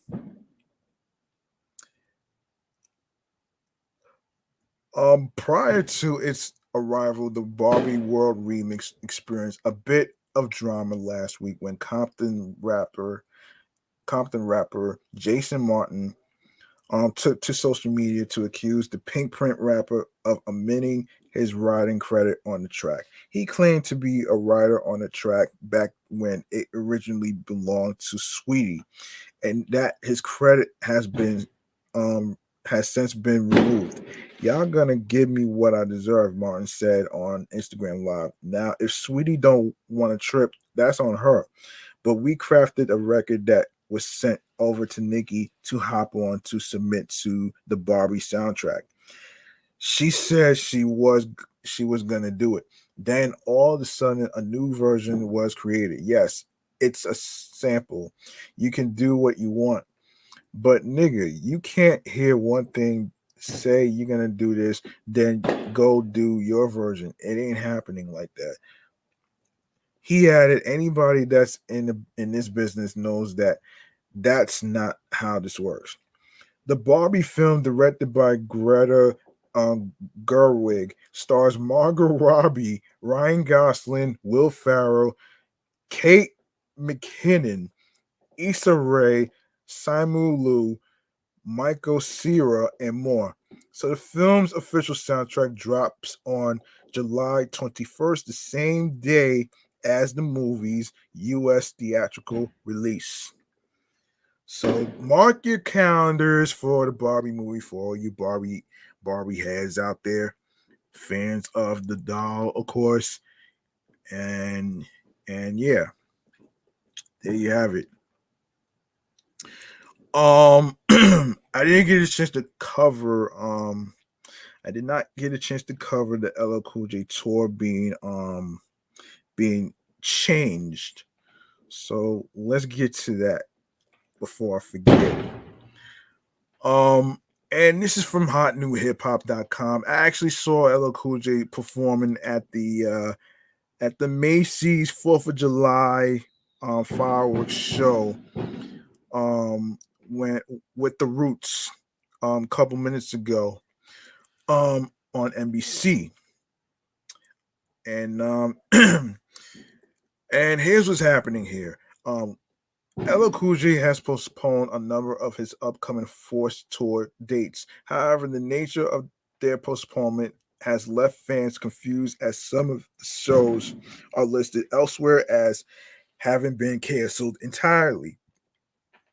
Um, I have to give my fans an experience that is unforgettable, he wrote on Instagram Friday. I want to make sure everything is done right, and in order to do that, I had to change some things up.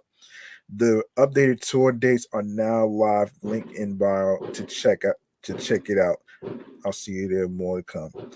Okay, so despite Ella Cool J saying that the updated dates are live, many fans noted that they were seeing their local shows as having been canceled entirely. Yeah, but Barclays ain't saying rescheduled. They saying it's straight up canceled, one fan wrote. LL Cool J was slated to perform at Barclays at Brooklyn's Barclays Center on June 27th. Another fan joked, I took off work. I brought an outfit. You I'm going to need you in the couch for the next few days until I get over this. Wow. And that's crazy, man. Not all fan responses were so negative. Damn, I had tickets to the Brooklyn show on June 27th, and it's canceled with no makeup date. Wrote one more supportive fan. I wish it was rescheduled and my seats would be good for a new date. Very disappointed, but I understand if it ain't right, you don't want to half step everything. Gotta be on point. Yes. Um. So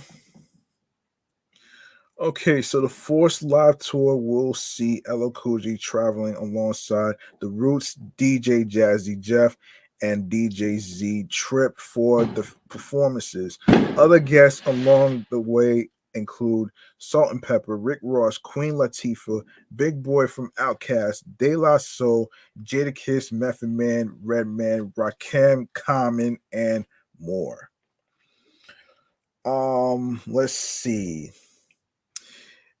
From what I heard, you could go to Ticketmaster. You could go to Ticketmaster .com to details.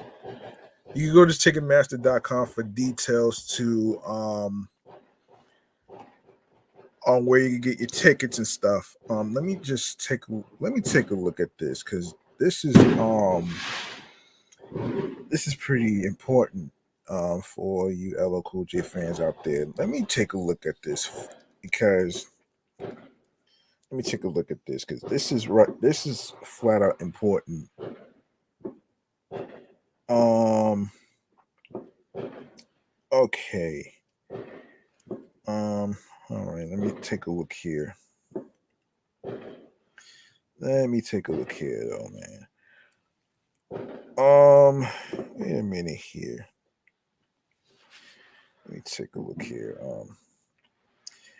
Yes. So the full lineup. If you want to see the full lineup, you can check out rockthebellsfestival.com. And as far as the tickets, let me just take a look here because and the lineup. Let's take a look at the lineup. Let's take a look at the lineup here. Actually, yeah, I just mentioned this. Yeah, I just mentioned this actually. So yeah, I just mentioned it. Um yeah, so Ticketmaster, there it is. So when you go to Ticketmaster.com, you're gonna see LL Cool J tickets 2023. You can go to his Instagram page, um, and all that other stuff. So he had to. So let me see. He has one that's in Baltimore at the CFG Bank Arena, and August 12th, Cleveland, Ohio, Rocket Mortgage Field House. August 13th, Chicago, Illinois, United Center. Little Caesars Arena, Detroit, Michigan on August 18th. August 19th, St. Louis, Missouri Enterprise Center. No, that's been canceled. That's been canceled. So let me see. So August 20th, the Indianapolis Indiana Game Bridge Field House has been canceled. August 21st, Atlanta, Georgia, State Farm Arena. August 22nd, Memphis, Tennessee, FedEx Forum. Um, August 23rd, New Orleans, Louisiana, Smoothie King Center has been canceled. August 24th, Fort Worth, Texas, Dickies Arena is still on. And August 25th, Houston, Texas, Toyota Center is a go. August 27th, Albuquerque, New Mexico, Sandia Resort and Casino. August 29th, Denver, Colorado, Ball Arena. And September 1st, San Francisco, California, Chase Center. September 2nd, Las Vegas, Nevada, MGM Grand Garden Arena. Inglewood, California, Kia Forum, and September 9th, Charlotte, North Carolina Spectrum Center. Um, let's see. Let's see if there's more to this. Let's see if there's more. So September 10th, Raylo, North Carolina, PNC Arena, Washington, August, no, excuse me, October 15th, Washington, DC, Capital One Arena, and November 19th, Boston, Massachusetts, which is the last date of the tour, TD Garden. Now, some of the areas like the Barclays Center and Hollywood, Florida, Hard Rock Live, um, Barclays Center, um, and the others that I just mentioned, they're all canceled. Some of the dates is already there, so check it out for yourselves and all that great stuff right there. So the link is on LL Cool J's Instagram page, so make sure you go check out the link and the tickets and all that great stuff right there. So there you have it right there. All right, so there you have it right there. There you have it right there. Let me see.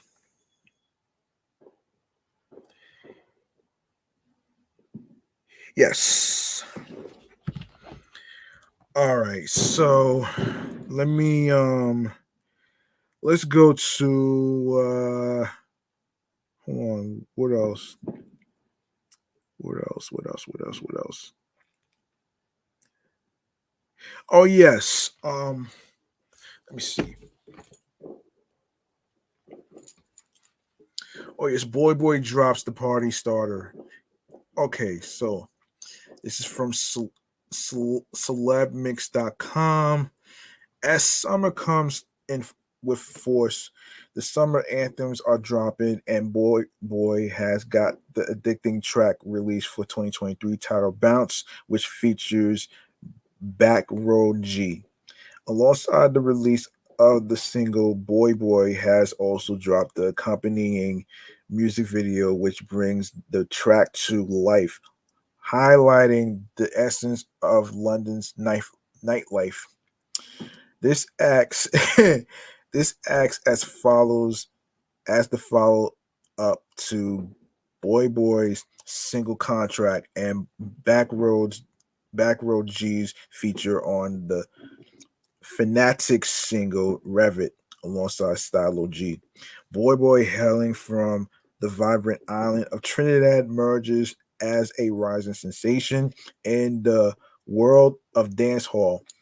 From a tender age, his deep rooted love for music blossomed under the nurturing guidance of his mother and grandmother in the vibrant Caribbean country. Despite his relatively short stint in the industry, Boy has already made Um, remarkable strides, positioning himself as one of the most promising talents within the international dancehall scene, with his 2019 single Adrenaline becoming his most streamed track on Spotify with over 6 million streams, with his debut single Die amassing 1.2 million streams on the platform.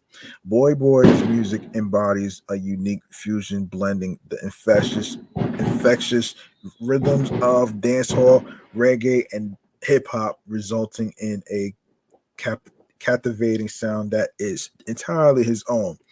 His distinctive flow, hard hitting lyrics, and seamless transition between styles have garnered comparisons to the legendary icons of dancehall, with a powerful delivery that leaves an indelible impact. Boy has swiftly carved out a name for himself, amassing a dedicated global following that resonates with his electrifying artistry. As for Backroad G, he's an artist hailed for his unique and onomatopoeic style, and he has captured the attention of the music world with his distinctive rap technique. Backroad G's appeal is difficult to define in words, primarily because he has forged his own linguistic universe linguistic universe, incorporating idiosyncratic slang into his infectious hooks and ad-libs. The fusion of sounds has propelled him to garner widespread support and acclaim from notable tastemakers, including BBC, One Extra, Spotify, Apple Music, No Signal, Complex, Clash Magazine, and DJ Mag. As a polyglot who fluently speaks four languages, Backroad G embodies the essence of versatility and linguistic prowess, further enhancing the dynamic nature of his rap style. In 2020, his breakout hit Party Popper captivated audiences, effectively dispelling concerns of monotonous flows and predictable beats in the UK rap scene. The track's viral success, rapidly spreading across social media platforms, attested to its undeniable allure. However, Backroad G is not content with resting on past achievements. With unwavering determination, he seeks to surpass expectations and defy limits, fueling anticipation for his future endeavors and solidifying his position as a trailblazer in the industry. Speaking about his new single Bounce, Boy says, I'm really excited to be collaborating with Backroad G on this track. He's one of the hottest artists in the scene right now, and I knew that working with him would take my music to the next level. Josh Star's production really brings out the best in both of us, and I can't wait for our fans to hear what we've been working on. Backroad G Backroad G went on to add working with Boy on this track was a no-brainer. We have a lot of respect for each other's music, and we both bring something unique to the table. Job Star's production is next level, and um together that I think that together we've created something really special that our fans are going to love. Written by Backroad G, Joe Gosling, and Joff Star, according to Spotify, with Joff Star and Joe Gosling acting as producers. Bounce is a rhythmic dancehall hip hop track that is bound to sweep dance floors around the world. Addicting to no end, the combination of Caribbean dancehall with UK grime rap is sensational, easily allowing both artists to blend their music energies and create a summer anthem guaranteed to play to stay stuck in your head for the rest of the day. Perfect for getting the party started. Boy doesn't hold back with his infectious vocal delivery and melodic vibe, while Backroad G's feature brings a gripping rap flow that hits hard. Bounce really does live up to its name, bringing a dance vibe with its piano arrangement and the undeniably addicting drum beat. This unstoppable party starter is exactly what has been missing in our party playlist.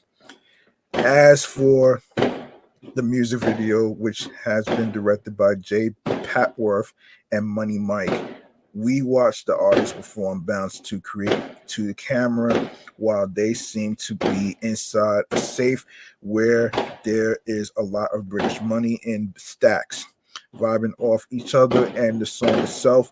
Boy and Backroad G bring the energy from the very second. There are also scenes intercut throughout of a packed dance floor where it's clear that they are all loving the track. Um, Bounce by Boy featuring Backroad G is available to download and stream right now across all platforms via 23 Formation Music Limited. Okay. Okay, up next, what we have next. Uh Robin Thicke. Yes. Yes, Robin Thicke and Neo. Yes, let's get into Robin Thicke. Um yeah, Robin Thicke. Yeah, let's get into that right there. All right. This is from soultracks.com. Let me read more of this. So all right. Um, June 12th, 2023, which was last month. Today, three-time Grammy Award-winning hitmaker Neo announced his Champagne and Roses tour 2023 with Robin Thicke and Mario as special guests. Produced by Live Nation, the 15-city tour kicks off on September 9th at Michigan Lottery Amphitheater at Freedom Hill in Detroit, making stops across the U.S. in Philadelphia, Atlanta, Houston, and more before wrapping up in Mountain View at Shoreline Amphitheater on October 4th. Okay, so tickets will be available starting with city pre-sales. Details already started. Additional pre-sales will run throughout the week ahead of the general on sale beginning on Friday. Yeah, I read. Yeah.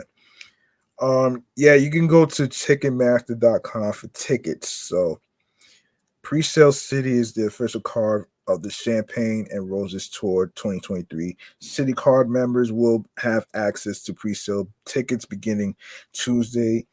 Already started. Um, already started June 13th at 10 a.m. local time until Thursday, June 15th at 10 p.m. local time through the City Entertainment Program. For complete pre-sale details, visit www.cityentertainment.com.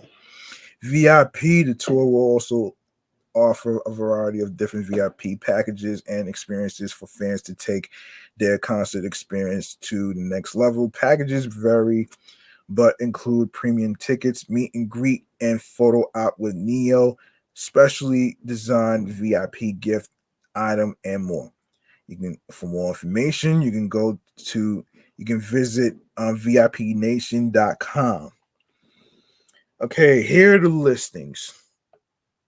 Here are the listings right here. Um, September 9th, Saturday, September 9th, Detroit, Michigan Lottery Amphitheater at Freedom Hill. Sunday, September 10th, Indianapolis, Indiana. TCU Amphitheater at White River State Park. Wednesday, September 13th, Cleveland, Ohio, Blossom Music Center. Thursday, September 14th, Saratoga Springs, New York, Saratoga Performing Arts Center. Friday, September 15th, Guilford, New Hampshire, Bank of New Hampshire Pavilion. Sunday, September 17th, Philadelphia, Pennsylvania, TD Pavilion at the Man. Monday, September 18th, Hartford, Connecticut, the Xfinity Theater. Wednesday, September 20th, Charlotte, North Carolina, Schuyler Credit Union Amphitheater. Friday, September 22nd, Jacksonville, Florida, Daly's Place. Saturday, September 23rd, Atlanta, Georgia, Cadence Bank Amphitheater at Chastain Park. Sunday, September 24th, Tampa, Florida, Mid Florida Credit Union Amphitheater.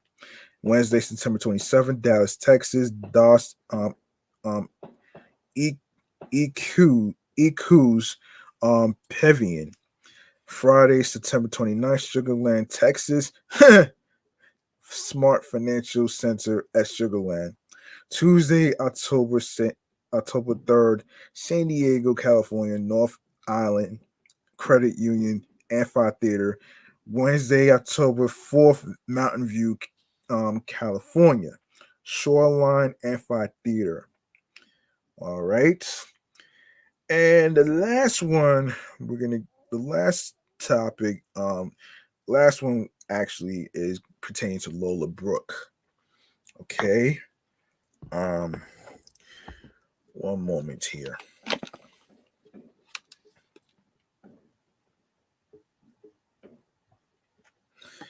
Yeah, one moment. I'm sorry.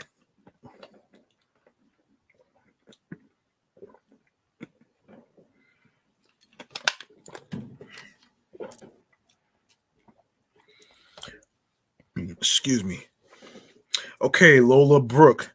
In celebration of hip hop's monumental 50th birthday, Mass Appeal, Google Pixel, and Sony Music Entertainment Certified have come together to spotlight female voices with the genre through the dynamic Pixel um, represents content series. This series will feature the most promising female artists in hip hop reimagining classic tracks.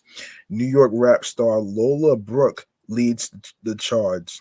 The charge, whose highly anticipated release "Blindum" offers a fresh interpretation of Clips's chart-topping hit "Grindin'." The single's artwork was captured using the exceptional real tone technology of the Google Pixel camera, ensuring an accurate representation of all skin tones. 50 years of hip hop. It's an honor to be called on by Google and Mass Appeal to celebrate the culture this way, said Lola Brooke.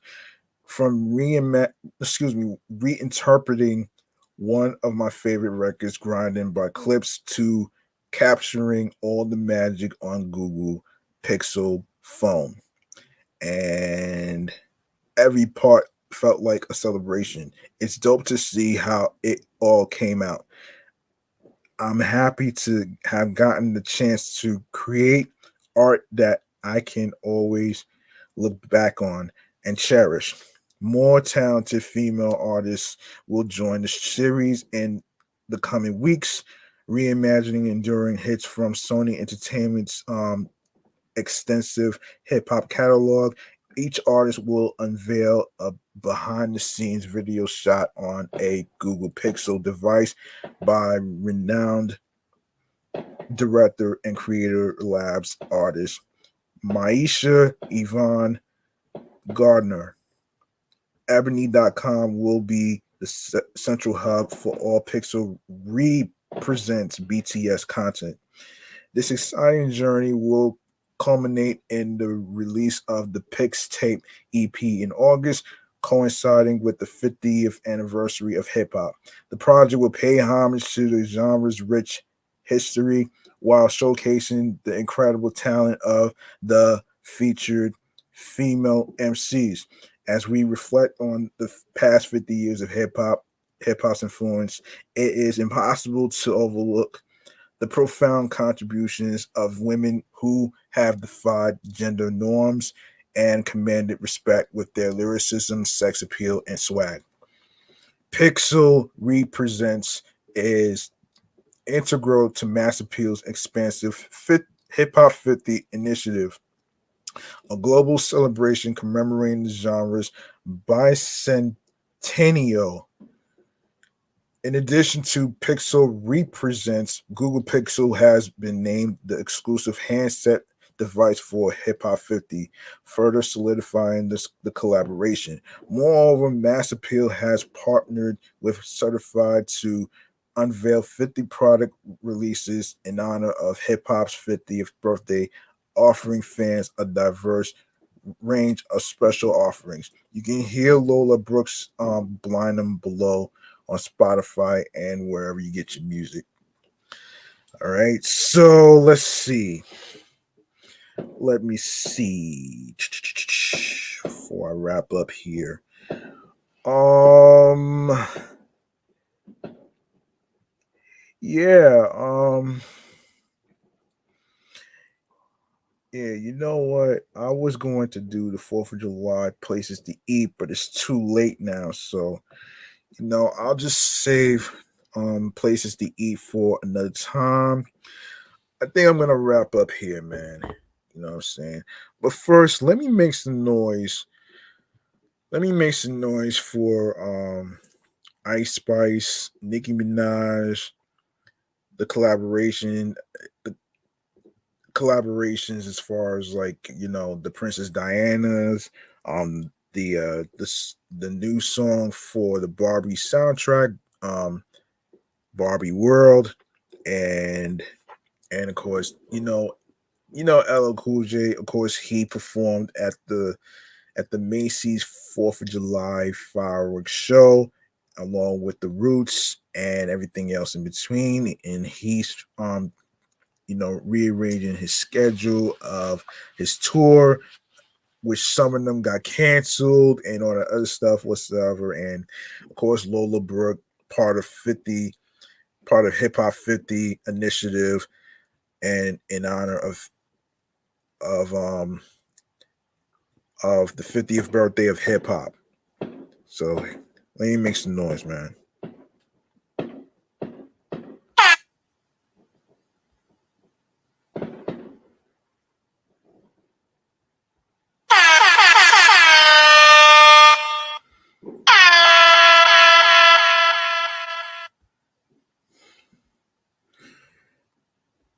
Hmm.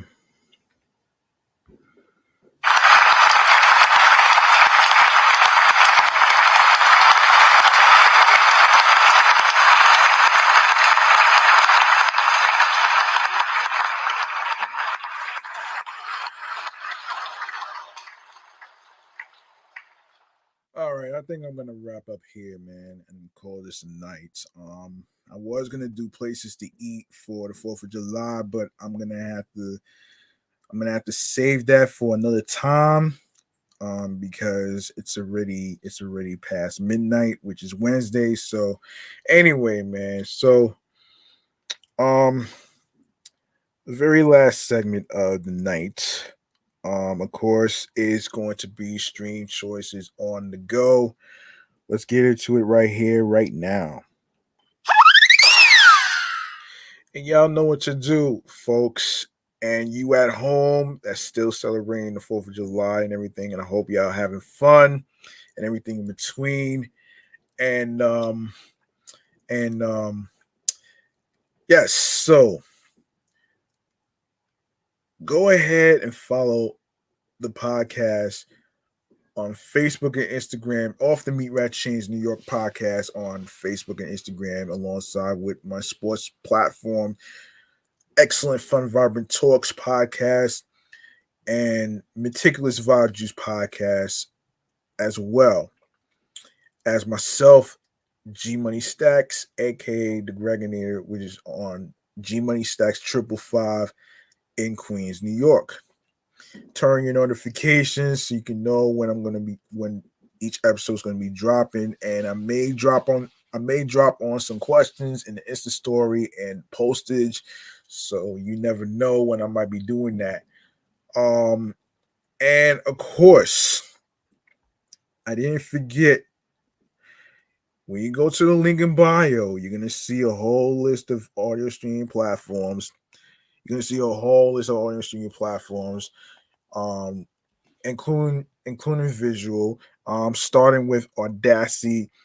Listen, so it's linktree / G Money Stacks 555. So you're gonna see a whole list of audio streaming platforms, including visuals, in which includes Audacity, Audible, Audio Burst, Amazon Music, Breaker, Bullhorn FM, Castbox FM, Deezer, Listen Notes, Moon FM Podcast, Player FM, Pocket Cast, Podbay, Podfriend, Podhound, Podopolo, Podorama, Podcast Index, Podcast Addict, Podchaser, Podverse, Podcast Guru, Podvine, Spotify for podcasters, Tune In Radio, Radio Public, iHeartRadio, the number one app for music, radio, and podcasts. You don't need a credit card or debit card to download iHeartRadio or any of the apps that I just mentioned right here. So make sure you subscribe on iHeartRadio and everywhere and other streaming platforms that I'm mentioning. And of course, be sure to follow Off the Meat Rat Chainz New York Avenue podcast on iHeartRadio, alongside with Excellent Fun Vibrant Talks podcast, the Sports Edition show, and Meticulous Vibe Juice podcast review show as well. And do the same with YouTube. Make sure you grab the subscribe button on 3 of my YouTube pages. Excellent Fun Vibrant Talks podcast, the sports YouTube channel page, Meticulous Vibe Juice podcast, and the primary handle G Money Stacks 555, included with all the New York episodes on there. Yeah, grab the subscribe button, click on the noni bell alongside with alerts so you can be reminded when the show goes on the air via live stream, along with the date and time. Stay tuned for more video content, upcoming episodes, previous episodes. Download the episodes, share the videos, share the episodes, listen, stream, watch these episodes, tell a friend to another friend, also tell a friend to another friend, and of course spread the word. Share the link that says Linktree/G Money Stacks 555, and of course be sure to download these apps that I just mentioned to you folks at home on your iPhones, your Android phones, iPads, Android tablets, your laptops, which includes Apple and Dell laptops. Um, Dell laptops with Windows, whatever Windows versions you have, it doesn't matter. And of course, you know the rest. All right.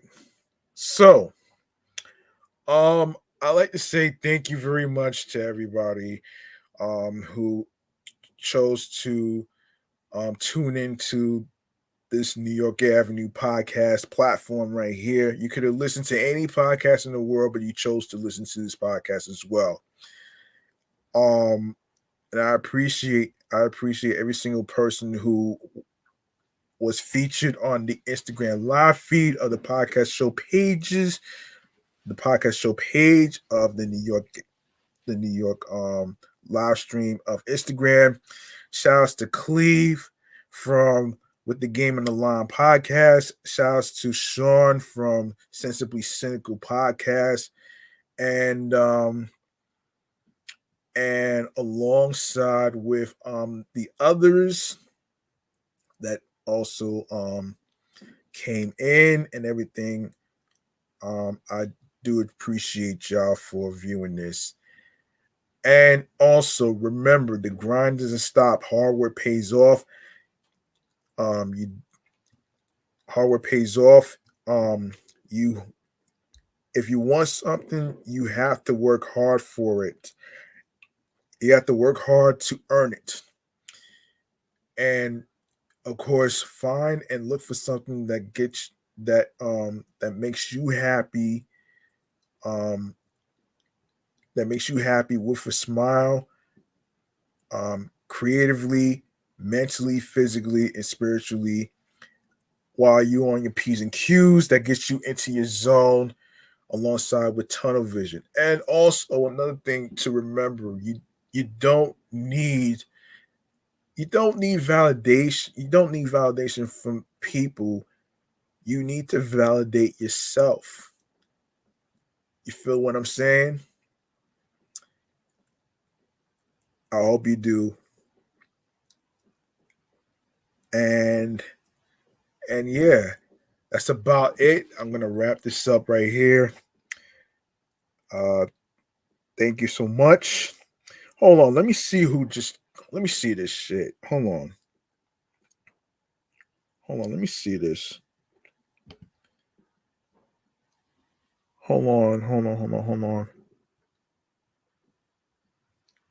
Wait a minute. DJ Joda. Oh, wait. Hold on a minute. Yeah. Handpick. Wait a minute. Handpick waving. Okay. He was just waving. Okay, got it. Got it. Got it. Shout outs to DJ Joda. All right. Shout outs to you. Appreciate that. All right. Um, all right, man. I'm about to be out of here. Thank you very much. Um, I think I'm going to play a little wait a minute here. If there's a way for me to let me just go off with a bang actually. Um let's go off with a bang. Hold on a second here. Um yeah, let's go off with a bang.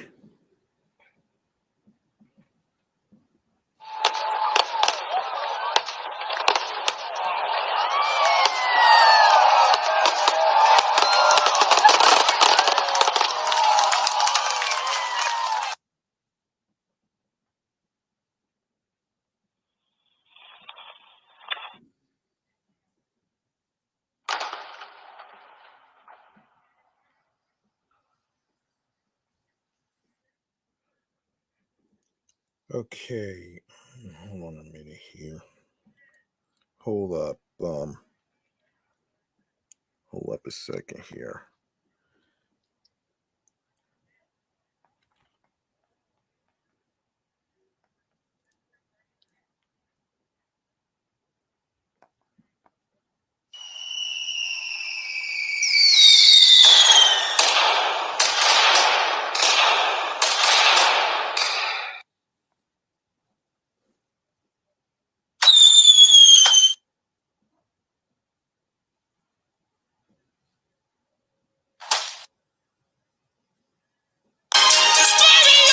Let's make fire.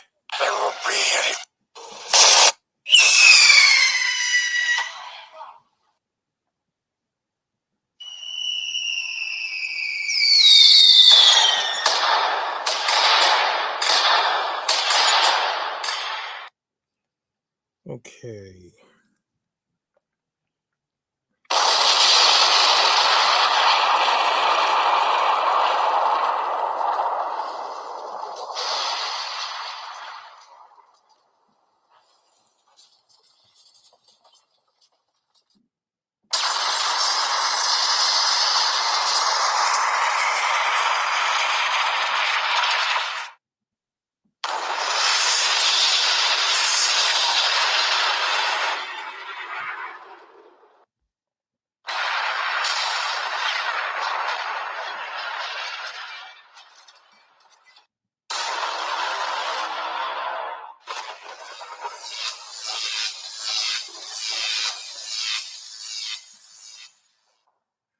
All right, I think I'm done right here, man. Peace and one love. Hope y'all enjoyed your 4th of July 4-day weekend. And I hope y'all enjoyed the fireworks, including music performances, especially at the Macy's 4th of July fireworks show um in Manhattan, whether you watched in Brooklyn or Queens and all that great stuff right there, man. So really appreciate y'all for tuning in. So thanks. Um Enjoy the rest of your week. Have a good night and be careful out there, be safe out there, and look out for one another, and ask around how they're feeling mentally, physically, and spiritually. Very important. You know what I'm saying? Um, and yeah, that's it, man. I'm up out of here. Peace out. Nighty night.